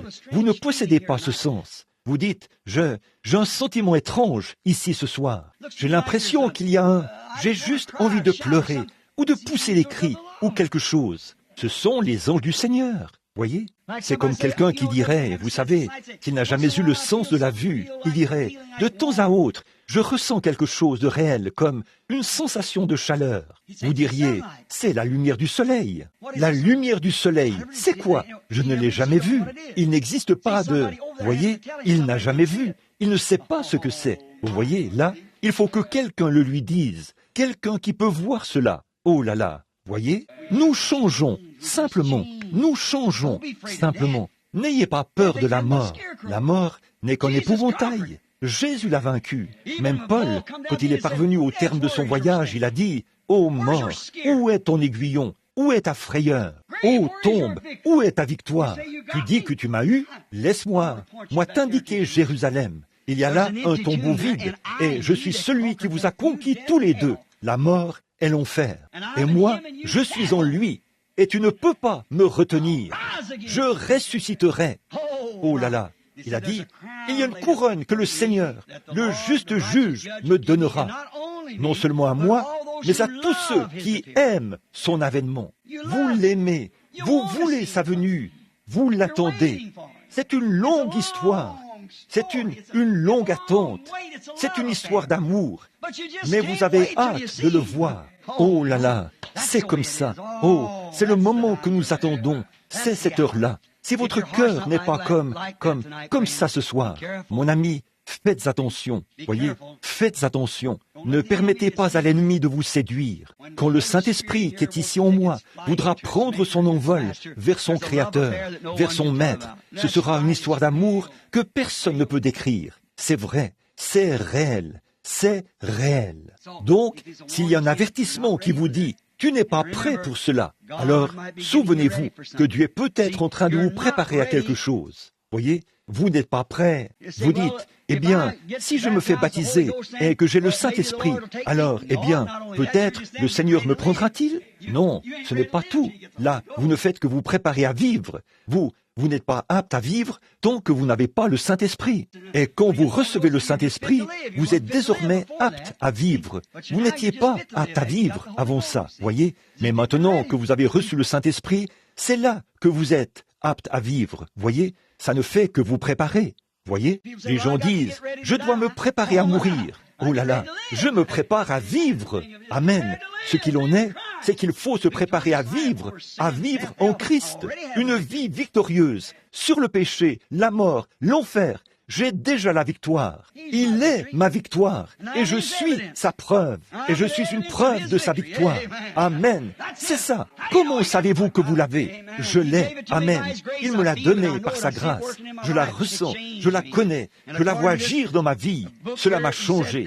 Et d'après ce livre que voici, il a dit que j'avais la vie éternelle et que je ne pourrais pas venir en jugement, mais que je suis passé de la mort à la vie parce qu'il a subi le jugement à ma place. Et s'il a payé le prix, n'essayez pas de me faire subir un quelconque jugement. Il l'a déjà subi à ma place et je l'ai accepté. Oui, monsieur. Il n'y a donc plus de jugement. Il n'y a plus de mort. Oh, je devrais quitter l'Église et quitter les gens un de ces jours. Mais ça, si Jésus tarde, et si cela arrive, eh bien, oh, je ne serai pas mort. Je ne peux pas mourir. J'ai la vie éternelle. Comment pourriez-vous mourir si vous avez la vie éternelle? Voyez, nous sommes toujours dans la présence de Dieu et nous serons avec lui pour toujours. Amen. Cela remplit mon cœur de joie. Oh, ça me donne envie de recommencer à prêcher. Voyez, c'est vrai. Oh, il est merveilleux. Isn't he wonderful, wonderful, wonderful? Isn't Jesus my Lord? Oh, wonderful. Eyes have seen, ears have heard, what's recorded in God's Word. Isn't Jesus my Lord? Wonderful. J'aime ce témoignage. Je l'ai vu, l'ai entendu. Dans la Bible, je l'ai lu. Jésus, notre Seigneur, est merveilleux. Oh, je l'aime. Il est ma paix, ma vie, mon espérance, mon roi, mon Dieu, mon sauveur, oh là là, mon père, ma mère, ma sœur, mon frère, mon ami, mon tout.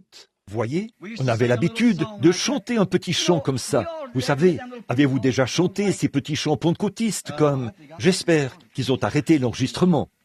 Quel était ce cantique que nous avions l'habitude de chanter? He's my father, my mother, my sister and my brother. He's everything to me. He's everything. He's everything to me. He's everything. He's everything to me. For he's my father, my mother, my sister and my brother. He's everything to me. Vous rappelez-vous quand on chantait ça? Quelqu'un se le rappelle-t-il? Oh, c'était il y a des années. Et aussi, on avait l'habitude de chanter. I know it was the blood. I know it was the blood.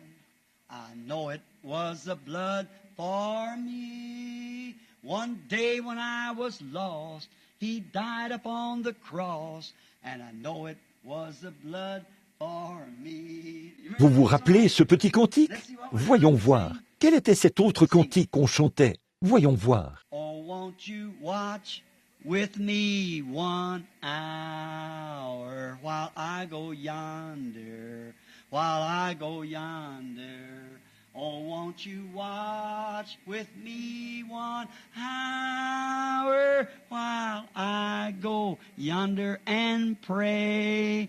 I'm overcoming, I'm overcoming, I'm overcoming, I'm overcoming, for I love Jesus, He's my Savior, and He smiles and He loves me too.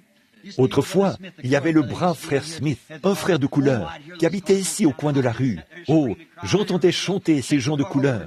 Je m'asseyais là, je poussais des cris, je pleurais et tout. Je secouais ma voiture frénétiquement et je sautillais autour d'elle comme ça. Ils tapaient tous des mains. Ce petit rythme qu'ont les gens de couleur, vous savez, personne ne peut chanter comme eux. Autant oublier ça, voyez? Oh là là, je m'asseyais là, je disais, oh Dieu, jeune garçon d'une vingtaine d'années que j'étais, je courais autour de ma voiture, en poussant des cris et en louant Dieu comme ça. Oh, quel moment! C'était au tout début, quand Dieu agissait parmi les gens comme ça. Maintenant, nous sommes devenus une église forte, pas tant au nombre de membres, mais puissante dans l'esprit. Amen, comme c'est merveilleux. Puis, il y avait un petit cantique. Je me souviens du jour où j'ai rencontré à Chattanooga, dans le Tennessee. Pas à Chattanooga, c'était à Memphis. Ce jour où j'avais rencontré une petite femme de couleur, vous savez, qui attendait debout à l'extérieur. Vous m'avez entendu parler de cela, vous savez. Son fils avait une maladie vénérienne et elle avait une chemise pour homme enroulée autour de la tête.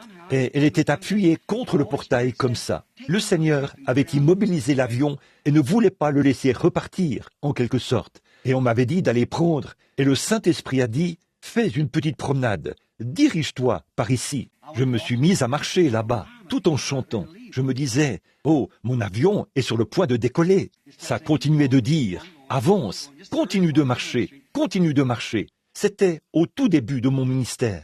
Puis j'ai regardé, elle était là, appuyée contre la clôture, où se trouvait une petite cabane, une toute petite maison. Il y avait une vieille sœur qui se tenait là. Oh, elle ressemblait à une de ces sœurs qu'on voit sur les emballages de farine à crêpes, de marque Tante Jemima. Elle avait de grosses joues bien rondes, vous savez, et ses cheveux, cette chemise était nouée en arrière.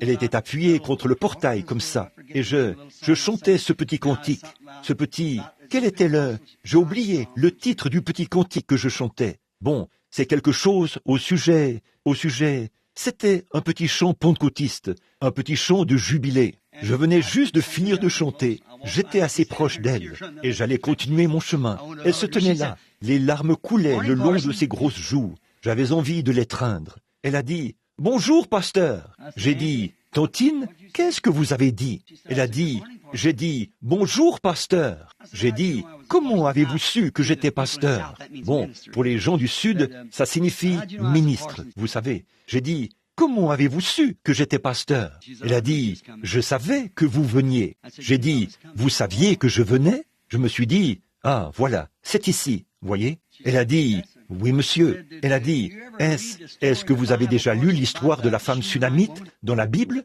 pasteur ?» J'ai dit, « Oui, Tantine, je l'ai lu. » Elle a dit, « J'étais comme cette femme-là. » Elle a dit, « J'ai dit au Seigneur que s'il me donnait un enfant, à mon mari et moi, je l'élèverais pour lui. » Elle a dit, « Il l'a fait. Il m'a donné cet enfant. » Elle a ajouté, « Je l'ai élevé. C'était un bon garçon. » Elle a dit, « Il a eu de mauvaises fréquentations, pasteur. Il a attrapé une mauvaise maladie, a-t-elle dit. Il est couché là, à l'article de la mort. Il se meurt depuis environ 2 jours maintenant. Il n'est même pas revenu à lui depuis 2 jours. Le médecin était ici et a dit, « Il ne peut plus vivre, a-t-il dit. Il se meurt. » C'était une maladie vénérienne, vous voyez. Elle a dit, « Je ne supporte pas l'idée de voir mon bébé mourir. J'ai prié toute la nuit. » Elle a ajouté, « J'ai dit, Seigneur, a-t-elle dit, j'étais une femme semblable à la femme sunamite. Mais, a-t-il dit, où est ton Élisée ?» Et elle a dit, je me suis endormie et j'ai eu un songe dans lequel je me tenais ici, à ce portail, et je vous ai vu descendre la rue avec ce petit chapeau posé sur le côté de la tête. Mais elle a ajouté, il n'y a qu'une seule chose, a-t-elle dit, où est cette? Elle a dit, vous étiez censé avoir une mallette à la main. J'ai dit, je l'ai laissée là-bas, à l'hôtel Peabody. Elle a dit, je savais que vous deviez avoir une mallette. Et elle a dit, mon bébé se meurt. J'ai dit, je m'appelle Branham. Elle a dit, heureuse de vous rencontrer, pasteur Branham. J'ai dit, je prie pour les malades. Avez-vous déjà entendu parler de mon ministère? Elle a dit, non, je ne crois pas. Elle a dit, voulez-vous entrer? Je suis entré. Ce grand gaillard était allongé là, comme ça. J'essayais de parler à cette femme de la guérison divine, mais ce n'était pas ça qui l'intéressait. Elle voulait entendre ce garçon dire qu'il était sauvé et prêt à partir. Puis elle a dit, et Dieu l'a sauvé. Environ 1 an plus tard, je l'ai vu à la gare où il travaillait comme porteur, comme le Seigneur fait bien les choses. Et après cela, quand je suis revenu, j'étais supposé, l'avion était censé partir à 7 heures. Il était environ 9h30. J'ai pris un taxi et je suis retourné là-bas. Et à peine entré, on a dit, dernier appel pour le vol numéro 1 tel. Le Seigneur avait cloué cet avion au sol pendant tout le temps où j'étais allé prier pour ce garçon. Voyez, c'est ça. J'essaie de me rappeler ce petit cantique. L'un d'entre eux, c'est ça. Oh, combien nous le chantions ici à tue-tête, et en tapant dans nos mains, nous disions one of them. I'm so glad that I can say I'm one of them. Hallelujah, one of them. I'm one of them. I'm so glad that I can say I'm one of them. They were gathered in the upper room, all praying in His name. They were baptized with the Holy Ghost, and power for service came. Now what He did for them that day, He'll do for you the same. I'm so glad that I can say I'm one of them, one of them, one of them. I'm so glad that I can say one of them. Oh, one of them, I'm one of them. I'm so glad that I can say I'm one of them. Are you? Listen to this verse. Écoutez ce couplet. Though these people may not learn to be or boast of worldly fame, they have all received their Pentecost, baptized in Jesus' name, and they're telling now both far and wide, His power is just the same. And I'm so glad that I can say I'm one of them. Oh, one of them. I'm one of them. I'm so glad that I can say one of them. One of them. Oh, I'm one of them. I'm so glad that I can say I'm one of them. Oh, come, my brothers, seek this blessing that will cleanse your heart from sin. It will start the joy bells ringing and will keep your soul on flame. Oh, it's burning now down in my heart. Oh, glory to His name. Now, I'm so glad that I can say I'm one of them. Are you glad of that? One of them. One of them. I'm so glad that I can say I'm one of them. Oh, one of them. One of them. I'm so glad that I can say I'm one of them. Oh, n'êtes-vous pas heureux? Serrons-nous la main les uns les autres en le chantant. Qu'en dites-vous? Faisons-le. One of them. One of them. I'm so glad that I can say I'm so glad today. Oh, one of them. Oh, one of them. I'm so glad that I can say I'm one of them. Oh, come, my brothers, seek this blessing that will a soul aflame, that will start the joy bells ringing and will keep your soul on flame. Oh, it's burning now within my heart. Oh, glory to His. Let's raise your hands up. Glad that I can say I'm one of them. Levons les mains, tous ensemble. One of them. One of them. I'm so glad that I can say I'm one of them. I'm one of them. One of them. I'm so glad that I can say I'm one of them.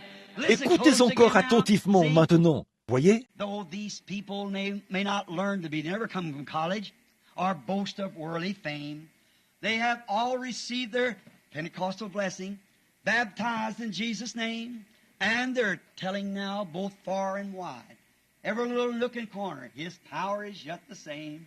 I'm so glad that I can say one of them. Oh, sing it, chantez-le, Église. one of them. I'm so glad that I can say one of them. Oh, one of them. One of them. I'm so glad I can say I'm one of them. Prenez votre petit mouchoir maintenant. One of them. One of them. I'm so glad I can say one of them. Oh, one of them. One of them. I'm so glad that I can say one of them. Gloire au Seigneur. Amen. Nous sommes comme des enfants. Il n'y a aucun formalisme chez nous. Dieu n'est pas formaliste. Pas vrai? Oui, monsieur. I'm so glad I can say one of them. I'm one of them. I'm one of them.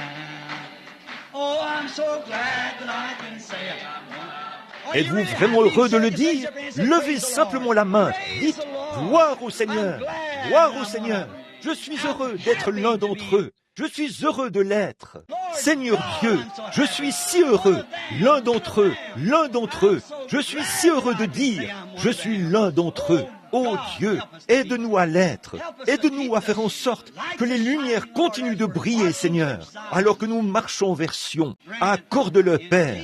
Au nom de Jésus, nous t'offrons notre vie pour te servir. Amen. Amen. Marching to Zion, a beautiful, beautiful Zion. Oh, we're marching upward towards Zion, in that beautiful city of God. Come we that love the Lord, and let our joys be known. Join in the song with sweet accord. Join in the song with sweet accord. And thus surround the throne. Oh, chantez simplement par l'Esprit. Oh, we're marching to Zion, that beautiful, beautiful Zion. Oh, we're marching upward to Zion, that beautiful city of God. Oh, we're marching to Zion, beautiful, beautiful Zion. We're marching upward to Zion, that beautiful city of God. Let those refuse to sing who never knew our God, but children of the heavenly King, but children of the heavenly King, may speak their joys abroad, may speak their joys abroad. Chantons-le. We're marching to Zion, oh beautiful, beautiful Zion. We're marching upward to Zion, that beautiful city of God. Oh, cela vous récure, n'est-ce pas? Vous aimez ces vieux cantiques, pas vrai? Je les préfère à tout ce que vous pouvez, ou n'importe lequel de ces autres chants que vous avez là. Ce sont de bons vieux cantiques qui viennent du fond du cœur. Oh là là, je me sens si bien et heureux quand je les chante. C'est si bon. Oh, ça me donne vraiment envie de me réjouir. Take the name of Jesus with you, child of sorrow and of woe. It will joy and comfort give you. Oh, take it everywhere you go.